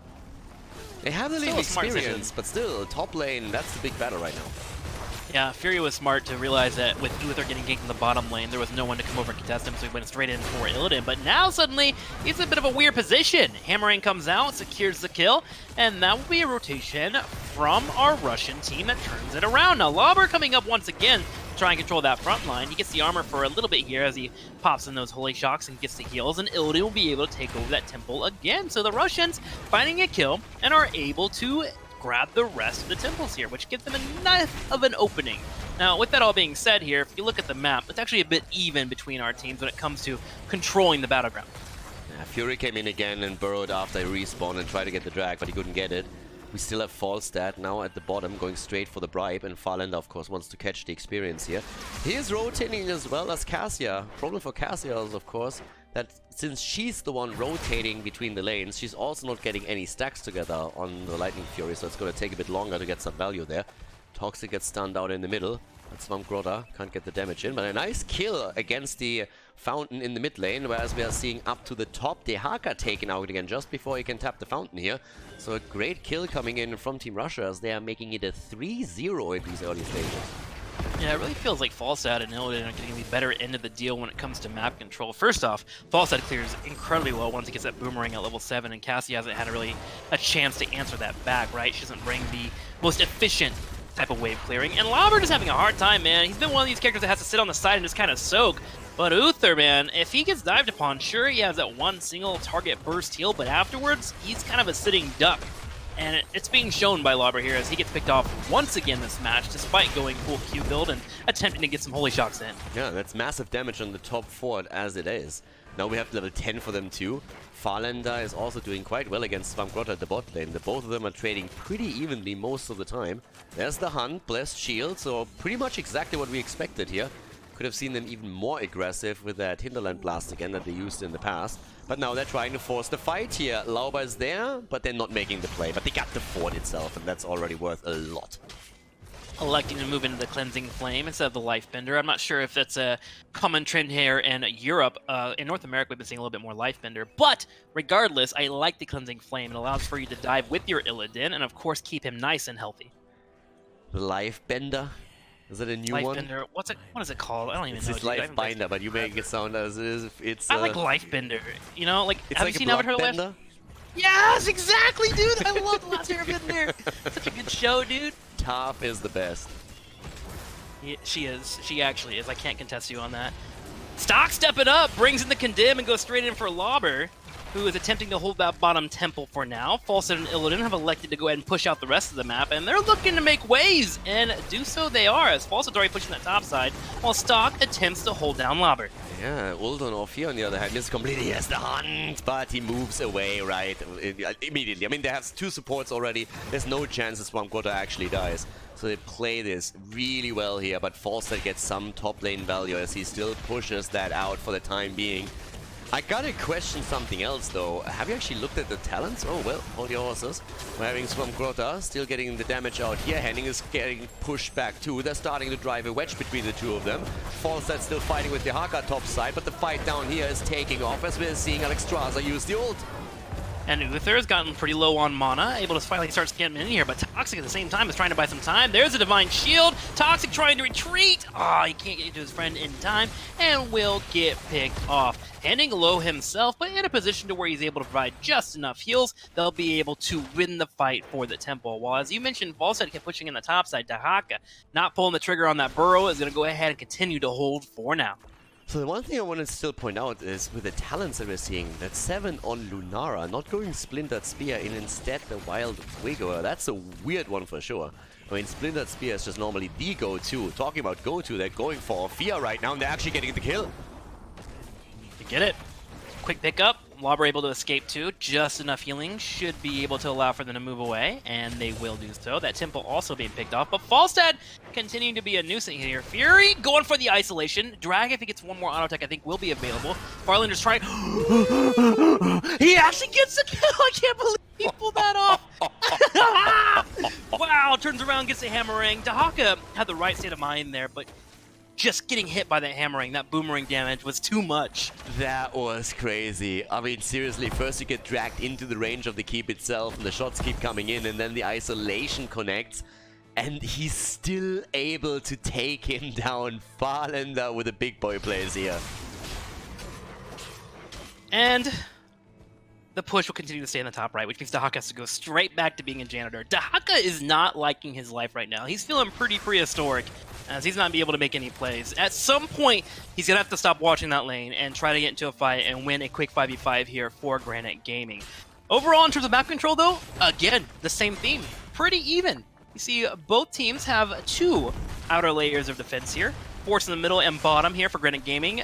Force in the top and middle for our Russians. Here comes a Lauber stun as he goes straight in for Banana Bear, and here's that drag I was looking for. Yeah, they're trying to go for it, but again, the Haka's in trouble. It's a great gust, isolating Fury completely, but they just didn't have the damage output to do a lot of work here. Can they chase him down, though? The slows are coming in here from Lunara. Johanna being slowed down. She should have an Iron Skin up soon. Alexstrasza brings a circle of healing, and there's the dragon, but too late. Yeah, down goes down goes Stalk on his hero. Not even the Blessed Shield being thrown out here, completely locked down. Nice attack by against Swamp Grotta again by Toxic. But it's not really working out for them. They're getting slowed once more. There's Lunara trying to cover the retreat. And they're already escaping, but things are starting to look a little bit worse for them in these team fights, as Granite Gaming is definitely finding the synergy with this. That they are. The 5-man crew holding it together. Johanna will be up in about 5 seconds. Temple's available for the taking, though, for both of our teams. The Russians immediately run straight to the middle of the map. This will be a 4v5, but they find a Lauber by himself. Aegis comes out at the last second. They try to pop him. There's a hammering, but enough heals will keep him alive. Falsa is a little bit low. Fear is about to fall. Maybe they can keep her alive here. Banapia, nicely done. Uses the mobility, but Farlander is still in trouble. The bird about to escape, but one more hit and he's gonna be down, and that's exactly what happens. The whip to the face right there. Henning going full Indiana Jones on the bird as he gets dropped, and that's now the Granite Gaming squad catching up to Team Russia in experience any moment. Did you say full Indiana Jones? He knows how to handle a whip. And that girl knows too. She's a menace in the bedroom, I tell you that much. Oh my, okay. Chains and whips excite me, but I don't know if they do when Khaldor is talking about them. Regardless, the temples have been grabbed. And Granite Gaming are starting to take a little bit of damage on the keep in the middle lane here. So nice for them. Oh, I'm sorry, just the wall. But look at the experience. We're all tied up. 15 and a half, 15 and a half as we build towards 16. The one thing that I want to see really is later on a fight over the boss, because if you look at the heroic abilities that we're seeing for Russia, they have fantastic zone control. They have the Dragon Queen, they have Ophia's ult, they're having also the Mighty Gust. So whenever that boss fight is actually going to start, they have a pretty decent shot at controlling that space and taking it.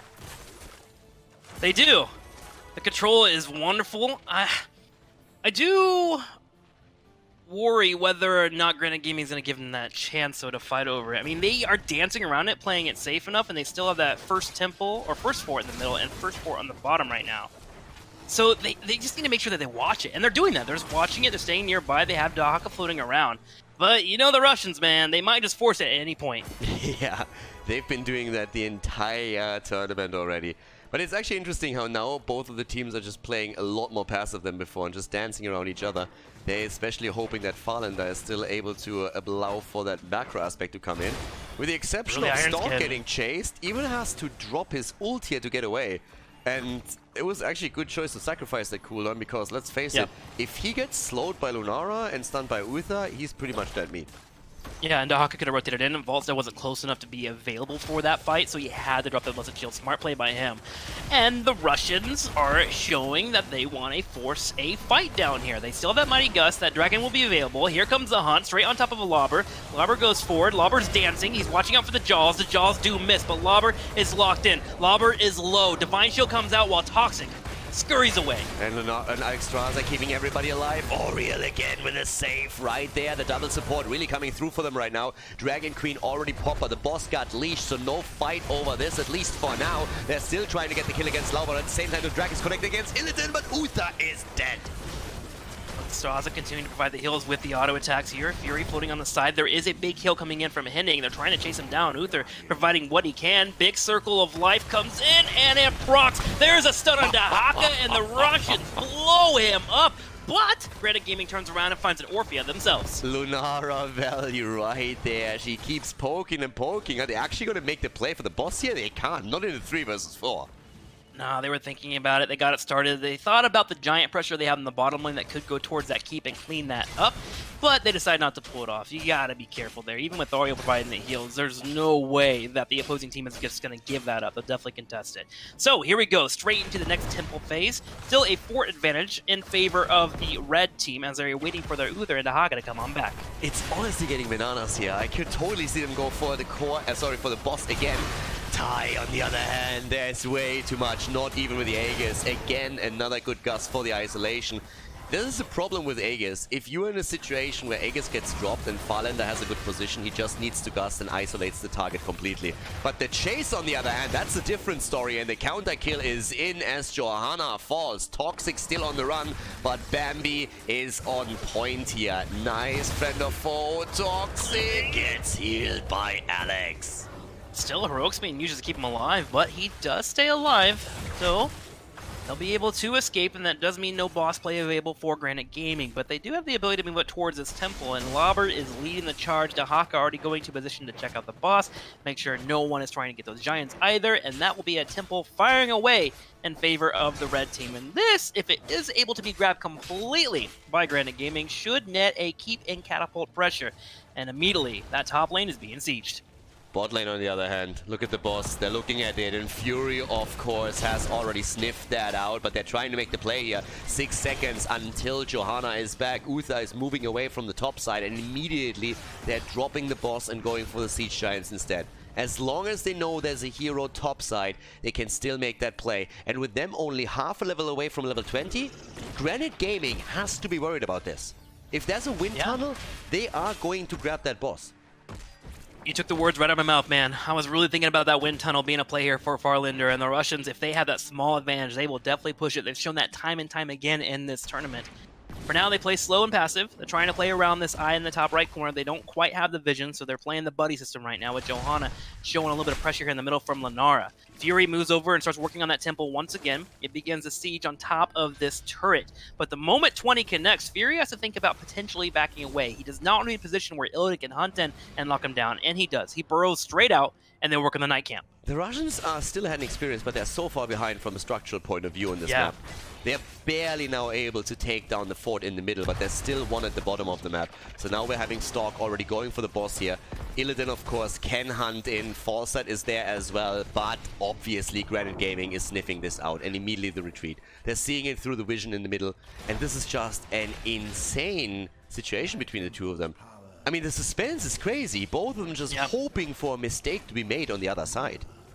Yeah, most teams would say that if you have a fort advantage on this battleground, you're pretty much winning the series when it comes down to it. So that is something that the Russians have to deal with, and one thing they're doing pretty well is they're dancing around this boss, and they keep poking it. They want to keep the attention of Uther in particular in this area and keep Dahaka by himself. And it's allowed for Illidan and Falstad in the top right to go straight in for this keep. And it hasn't been enough for them, actually. They start getting some damage on top of the keep. Toxic trying to escape. Does he have the bolt? He does. He gets over the wall and will safely escape. Well played by him. Yeah, but they're playing with fire here. The drag against the bird! And Falender gets away, but barely. The fight continues. Alexstrasza straight on Ruby Wings here with the heals coming in. The 5 versus 5 now. The Keeper's taking a lot of damage, and it's taking more as we speak.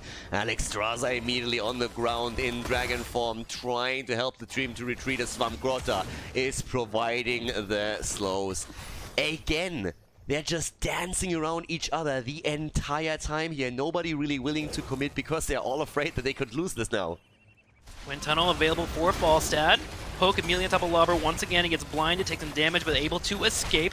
Same thing, though, here for Stock, as Lenara is actually doing a pretty good job of chunking him down there. It seems like the level 7 talent that we were talking about is actually starting to pay off for them a little bit. Just the damage that he's able to apply has made Johanna think twice about 1 or 2 engages. This boss, though, continues to start being the focus for both of these teams, as both continue to dance around it, waiting for one player, just one, to make a mistake. And of course, they're waiting for heroic abilities now too. Ophia is having hers back in 4. Blessed Shield is already up again. Illidan working on his own as he's starting to move top. Barnaby needs to be super careful. The problem is just simply, you step one step forward and you get either met by a stun or by a slow, and then they can chase you down, and that's a big issue that they're having here. Stork is already being attacked. He might have to drop his iron skin here, but of course that's another issue for them. Hunt is back. Alexstrasza still waiting for ult. Falender's low. Here comes the Hunt. They're going in and trying to force the fight. Big Mighty Gust coming in, but the Divine Shield will allow for Cassie to walk out of it. Alexstrasza at the same time trying to get some damage here on top of Lobber. Illidan will get picked off in the bottom left as Toxic went a little too far. Stock attempting to escape. Dragon will have a heal in a second. Gets a knockback 2 on Fury, who can't land the drag. So 1 has been picked off, but Granite Gaming happy with that pick. Yeah, they are really happy with this, and they're trying to make the play also for the boss. Keep in mind, the bird actually used Wind Tunnel, so they know that's not a problem anymore. They can't take this. This boss is going to end up in the hands of Granite Gaming, and this is a 20-minute boss that we're talking about here. Team Russia might lose it right now. They have still a couple of globals that they can use, and maybe they make the play for the top, but the boss is a no-go at this point, and Granite Gaming is happy to take that. It's kind of looking like Falls is going to go on the top and start working on that temple, which should be able to start grabbing that keep. Idea being here that they can leave a couple people in the middle lane to slow down the rotation from Granite Gaming.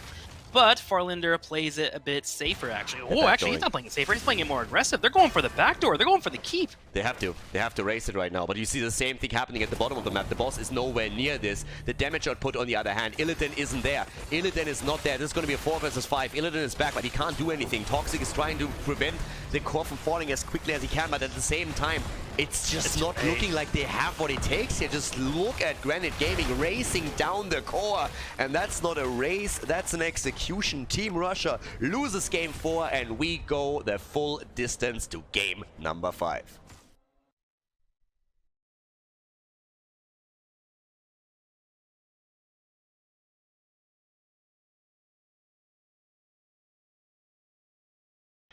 Game number 5, we're going the full distance again, ladies and gentlemen. We will end up with 41 heroes banned. Right now we have 35 banned out, another 6 throughout this draft.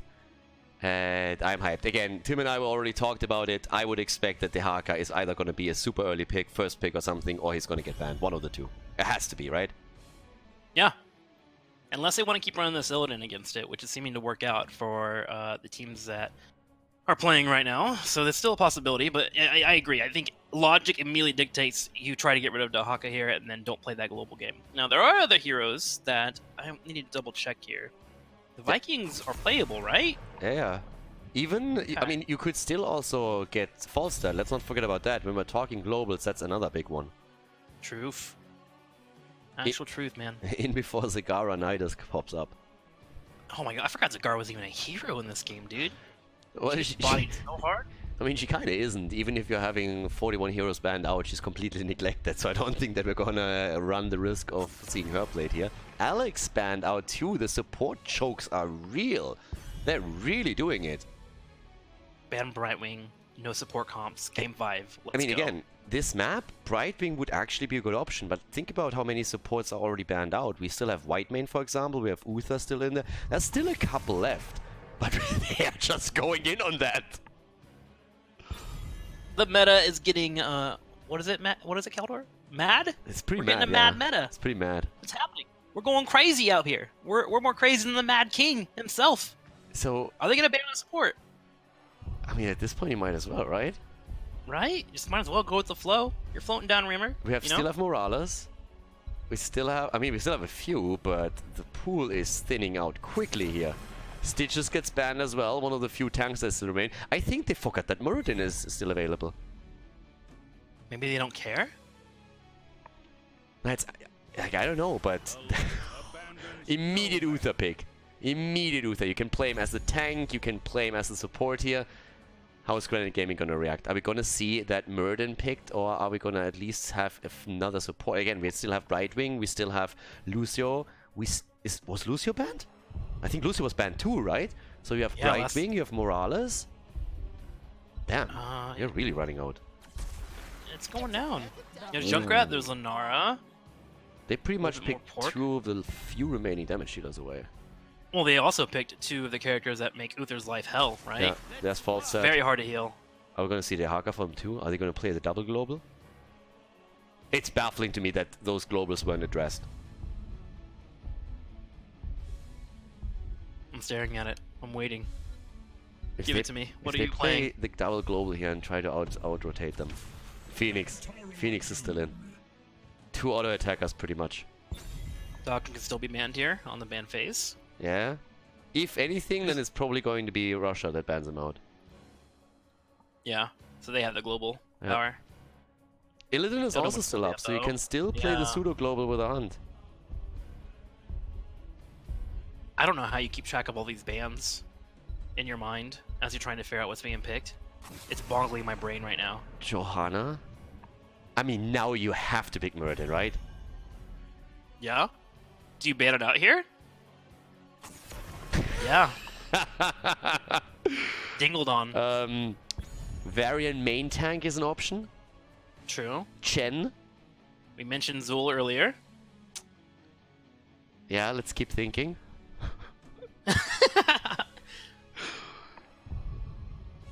Alright, this is...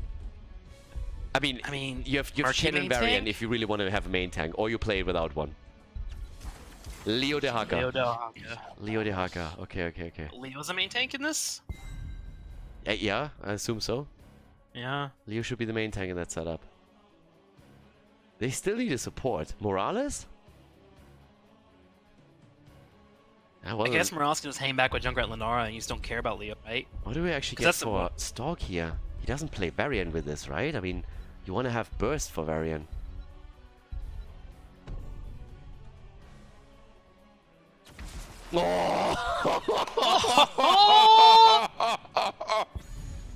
And as promised, No 30 way. gifted subs.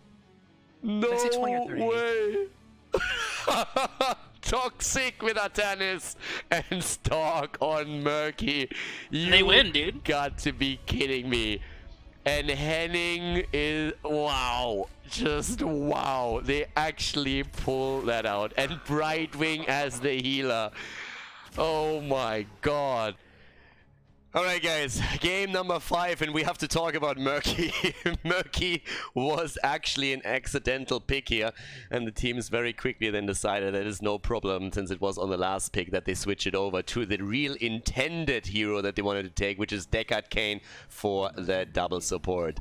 We have game number 5 now coming up with Stalk on Uther, Farland on Falstad, Toxic on Artanis, Banabia on Phoenix, Khaldor Martian on Deckard Cain, and over to the right side, Granite Gaming here on Towers of Doom with Brightwing played by Henning.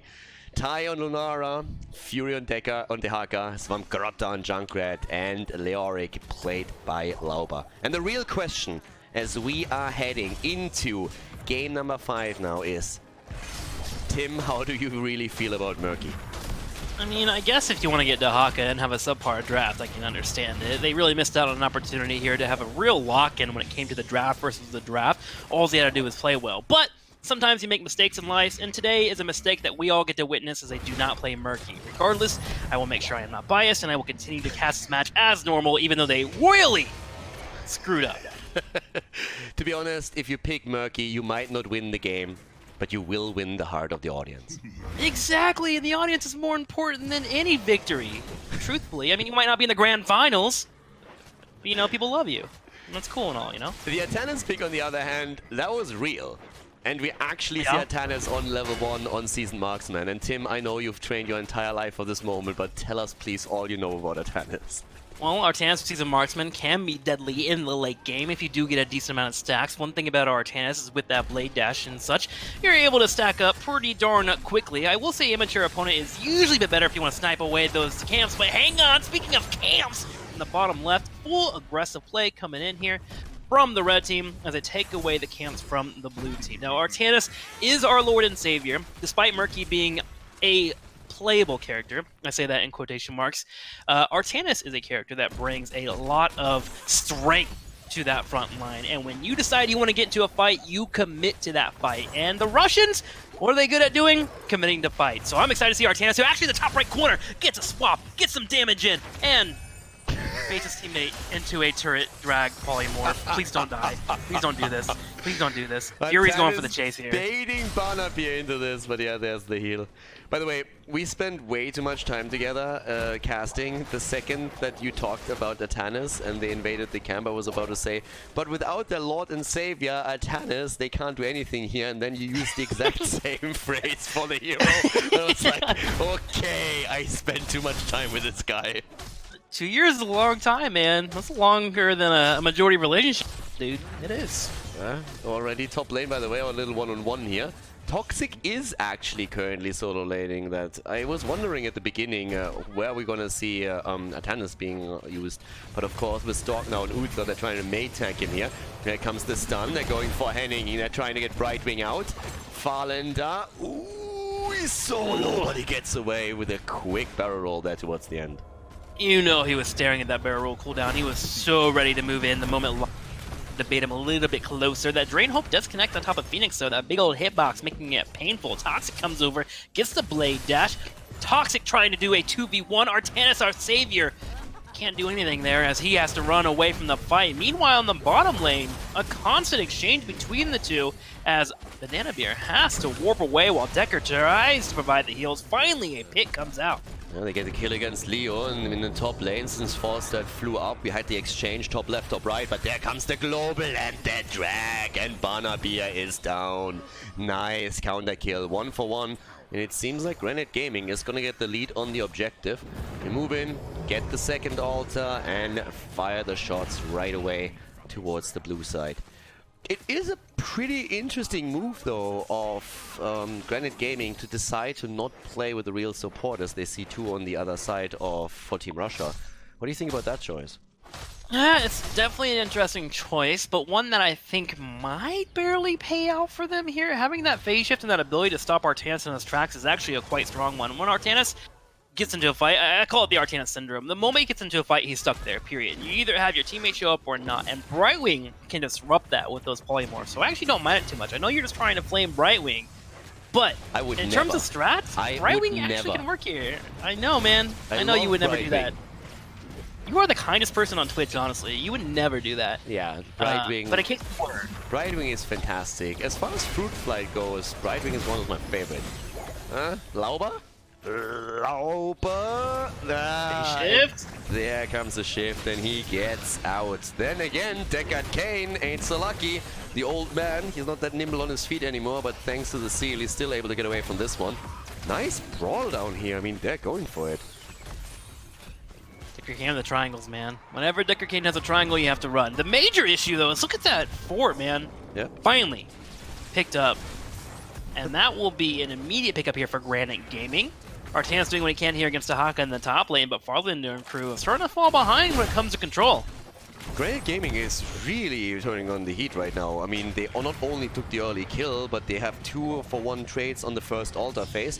Now they're taking the bottom lane, and that's only 5 minutes into the game. If you get early control on the bottom of the map this fast, then you usually have a really nice setup here, especially for the next objective. And with the double altar now spawning, Brightwing goes down and tries to channel the first one through. Lauber again about to fall, trying to find that trade value and succeeds in doing that. But we're having Tai a little bit low here. Atanas is helping out as well, but still the battle with Fury and Uther as the drag connects on the healer. A tank healer at this point, you don't even know what Uther is anymore. Arteas, a strong warrior himself, goes in for a swap and tries to get Tai here. Tai takes some damage, but able to bound away. And guess what? Lauber is back thanks to the trait value, and with so much pressure coming out between Lenara and Junkrat, the Russians just cannot handle it. Ooh! But another big swap comes in from Toxic, but Phoenix at the same time gets dragged into death, and that's going to be 10 here for the red team as they continue to keep the lead to 33-27. Seriously, one of the biggest problems that Team Russia has right now is the low death time in the early game. It's literally that. Lauber just suicides into these things. All the resources get spent on him. He's the one that just dishes out the damage and then sacrifices his life. And because he respawns on point and the death timers are so low, Team Russia is pretty much faced with that problem over and over again. That's exactly what we saw just there. Especially when you have heroes that don't mind dancing in and out and playing around that death. Junkrat and Lenara have the tools to keep themselves alive, and if they get in trouble, they have a Brightwing that can give that polymorph too, so it's really a smart draft here from Granite Gaming. Another phase shift comes out, keeps Leoric nice and healed up as he continues to step forward and drop down that big skeletal swing. Meanwhile, on the top right, the Sappers, or as you call them, the Sappas, are continuing to be grabbed by Lenara as she'll clean those up and get them pushing in the bottom lane. Also, meantime, have you looked at Falstaff's ult? No, but we got the Shakinal, the Hinterland Blast! Yeah, we get a lot of lightnings because we're seeing the same thing pretty much on the side of Atanas too, so there's a lot of lightnings that are going to be dropped here. And that could be a little bit too much for the Fruit Fly to handle. We'll find out soon, but for now, Granite Gaming is still absolutely pressuring this bot lane. Top left, top right are spawning. Granite Gaming still attempting to get a few of those pumpkins through to hit the core. Here comes the stay and while and listen as they're going in for the kill. And Trashwing is dead. The Divine Storm into the Hinterland Blast, and they do pick her off. Uther also falls, but he provides the heals. Brightwing dead for 15 seconds. Unfortunate for her. Artanis also picking up the laser as well in case he needs help from across the map, helping out with that global heroic. The issue is, even though they did take out Brightwing and then you offended her with your statement, they have not been able to turn around and look at the fort quite yet. Finally, Farlander comes in, but Lauber, he's not allowing that as Brightwing comes back with the phase shift. Are you currently being offended on someone else's behalf? I think we have to talk here. Down to the bottom. You know, we've been together for so long that, like, whenever you just flame something, I feel like I have to defend it, you know? I go, like, full White Knight. I'm like, nah, man, Brightwing's cool, dude. She has, like, wings and she's green and shit. You don't Leave her alone, like dude. Brightwing. It's just the yin. You secretly hate Brightwing, too. It's just the yin and yang synergy. You know, I just gotta do it, man. I gotta defend for some people out there. 13 on the board for Granite Gaming, and I mean, they're playing a fantastic map here. They're currently 8 points ahead on the core, and it's all about the control of the bottom bell tower at the bottom left here. Now, Falstad at the top side at least was able to get, for now, the camp, so there's a bit of pressure against the Haka, but it's all about breaking through that endless siege that we're seeing at the bottom of the map here. And with the global that we have on Brightwing, the death on her wasn't really a big problem for Granite Gaming in the first place. It was still a trade that was okay for them. They need to break through this, and now that they have 13 talents too, they might have a bit of a chance there. But Atanis is still pushing the mid lane, and they're doing really well in experience as a result. They're holding on. 30-22 though, still in favor of Granite Gaming. Now, as you mentioned, they do have to break through this fort, and they've actually brought Artanis down to try and break through it. Ooh, he tries to go for the God swap. Not quite there, sadly, as we're going to have Junkrat escaping, getting that movement speed as well, thanks to his talent picked up earlier. But there is one altar up for the picking. Brightwing gets locked down. Boom! She will be taken out, as Brightwing, unfortunately, unable to escape. But Fury comes over to make a play himself. Yeah, they're trying to make the play, but the 5 versus 4 without the support, and that's going to be a big problem. Only a single altar on the map, already the damage dishing out, and with all... Yikes. That did not quite work out. They got Kane. A nice zoning ult, but yeah, the grenade still comes through and interrupt him. Then again, Lauba in trouble, and he is dead again. And that Riptire doesn't really help their cause either. Brightwing back in a second. Nice attack against Toxic, and he barely gets out. The shield's out! For tie. The shield saves him. No! There's the salvo from Phoenix. They kill the double. They get wrecked. They turn around and they believe in our Lord and Savior, the one true king, the one that brings the warrior breath to a team fight. Artanis turns it around, and the Russians, who have been fighting from behind this entire match, are able to grab an altar, and it is all thanks to the guy with 2 side blades. Really nicely done here. Yeah, the guy who played the punching bag in this one. I love the setup on the other hand with the Uther stun and the false set ult. I mean, immediately capitalizing on the positional mistake here. But again, Lauba's already back, Brightwing is always jumping in. It's really a massive issue for Team Russia. But now, as we said before, death timers are increasing, and it starts to become more of an issue for the team in red. Because you look at the kill count, and it's heavily in favor of Team Russia. The problem was just that respawn mechanic on the side of Leoric and Brightwing's mobility with all the globals that we're seeing through the Haka, Brightwing, and then the respawn on Leoric's side. Those kills in the early game just didn't have the effect they were hoping for. But now they've taken the bell tower back. They still have the kill lead, and they're level ahead as well. Team Russia is starting to gain a lot of momentum here. Yeah, if you're Granite Gaming, you're starting to think about your Brightwing positioning a little bit here. It's been 2 deaths so far, and as you mentioned, the Globals have brought her back, and it was close to actually paying off for them once again in the last fight. Sadly, with Lauber getting picked off, they just didn't have that front line they were looking for. But if they just have a little bit more safety, their ability to chip their opponents down, even with the double support being there, they are in a much better spot for slowing down the game and using it to their advantage to get to that level 20 later on to really blow up their opponents they would like to. So, looking at Brightwing here, I want to see Henning play a bit safer. Yeah, we have 60 now on the board, and that of course means that for half a level you have the extra talent, and they're already looking to see if they can maybe get a kill on that. They should be able to pick up at least 2 of those altars. The one thing I still want to point out is how absolutely annoying Junkrat is from Team Russia's perspective. Yeah. That poke damage here is just absolutely perfect, and so far Junkrat hasn't died once. Svemgrota is great on the hero, and he proves it once again. I mean, look at Toxic and Sock right now. They're trying to work together just to make sure they can stop the Junkrat nades from hitting, just straight up tanking the damage, and it pays off. They grab it, and we now actually have a very, very close game. 18-19 in terms of core shots. The Russian team ahead in experience, 16 3/4 to the 16 of Granite Gaming. That last fight, although small and pretty hard for them, able to pull themselves into a position where they are actually trying to hold their own here in game number 5 against Granite Gaming. Also, a little bit of a ballsy choice here by Lunara to go for Let Them Wither here on level 13. I really expected the Greater Spell Shield to be chosen. With Falstad going into the Hinterland Blast, with Artanis being there, like, I don't know, that seemed like really dangerous. But instead, a bit of a different choice, more aggressive, trying to, of course, get the value. Once again, the Haka burrowing in, getting the drag against Phoenix. Cleanse is there, no kill. Here's the Stay While Listen, just as the Entomb comes out. The Blind Storm! How did they pull that off? Incredible Stay While and Listen. Stock comes in, gets the Divine Storm off. Brightwing and Lyric will fall.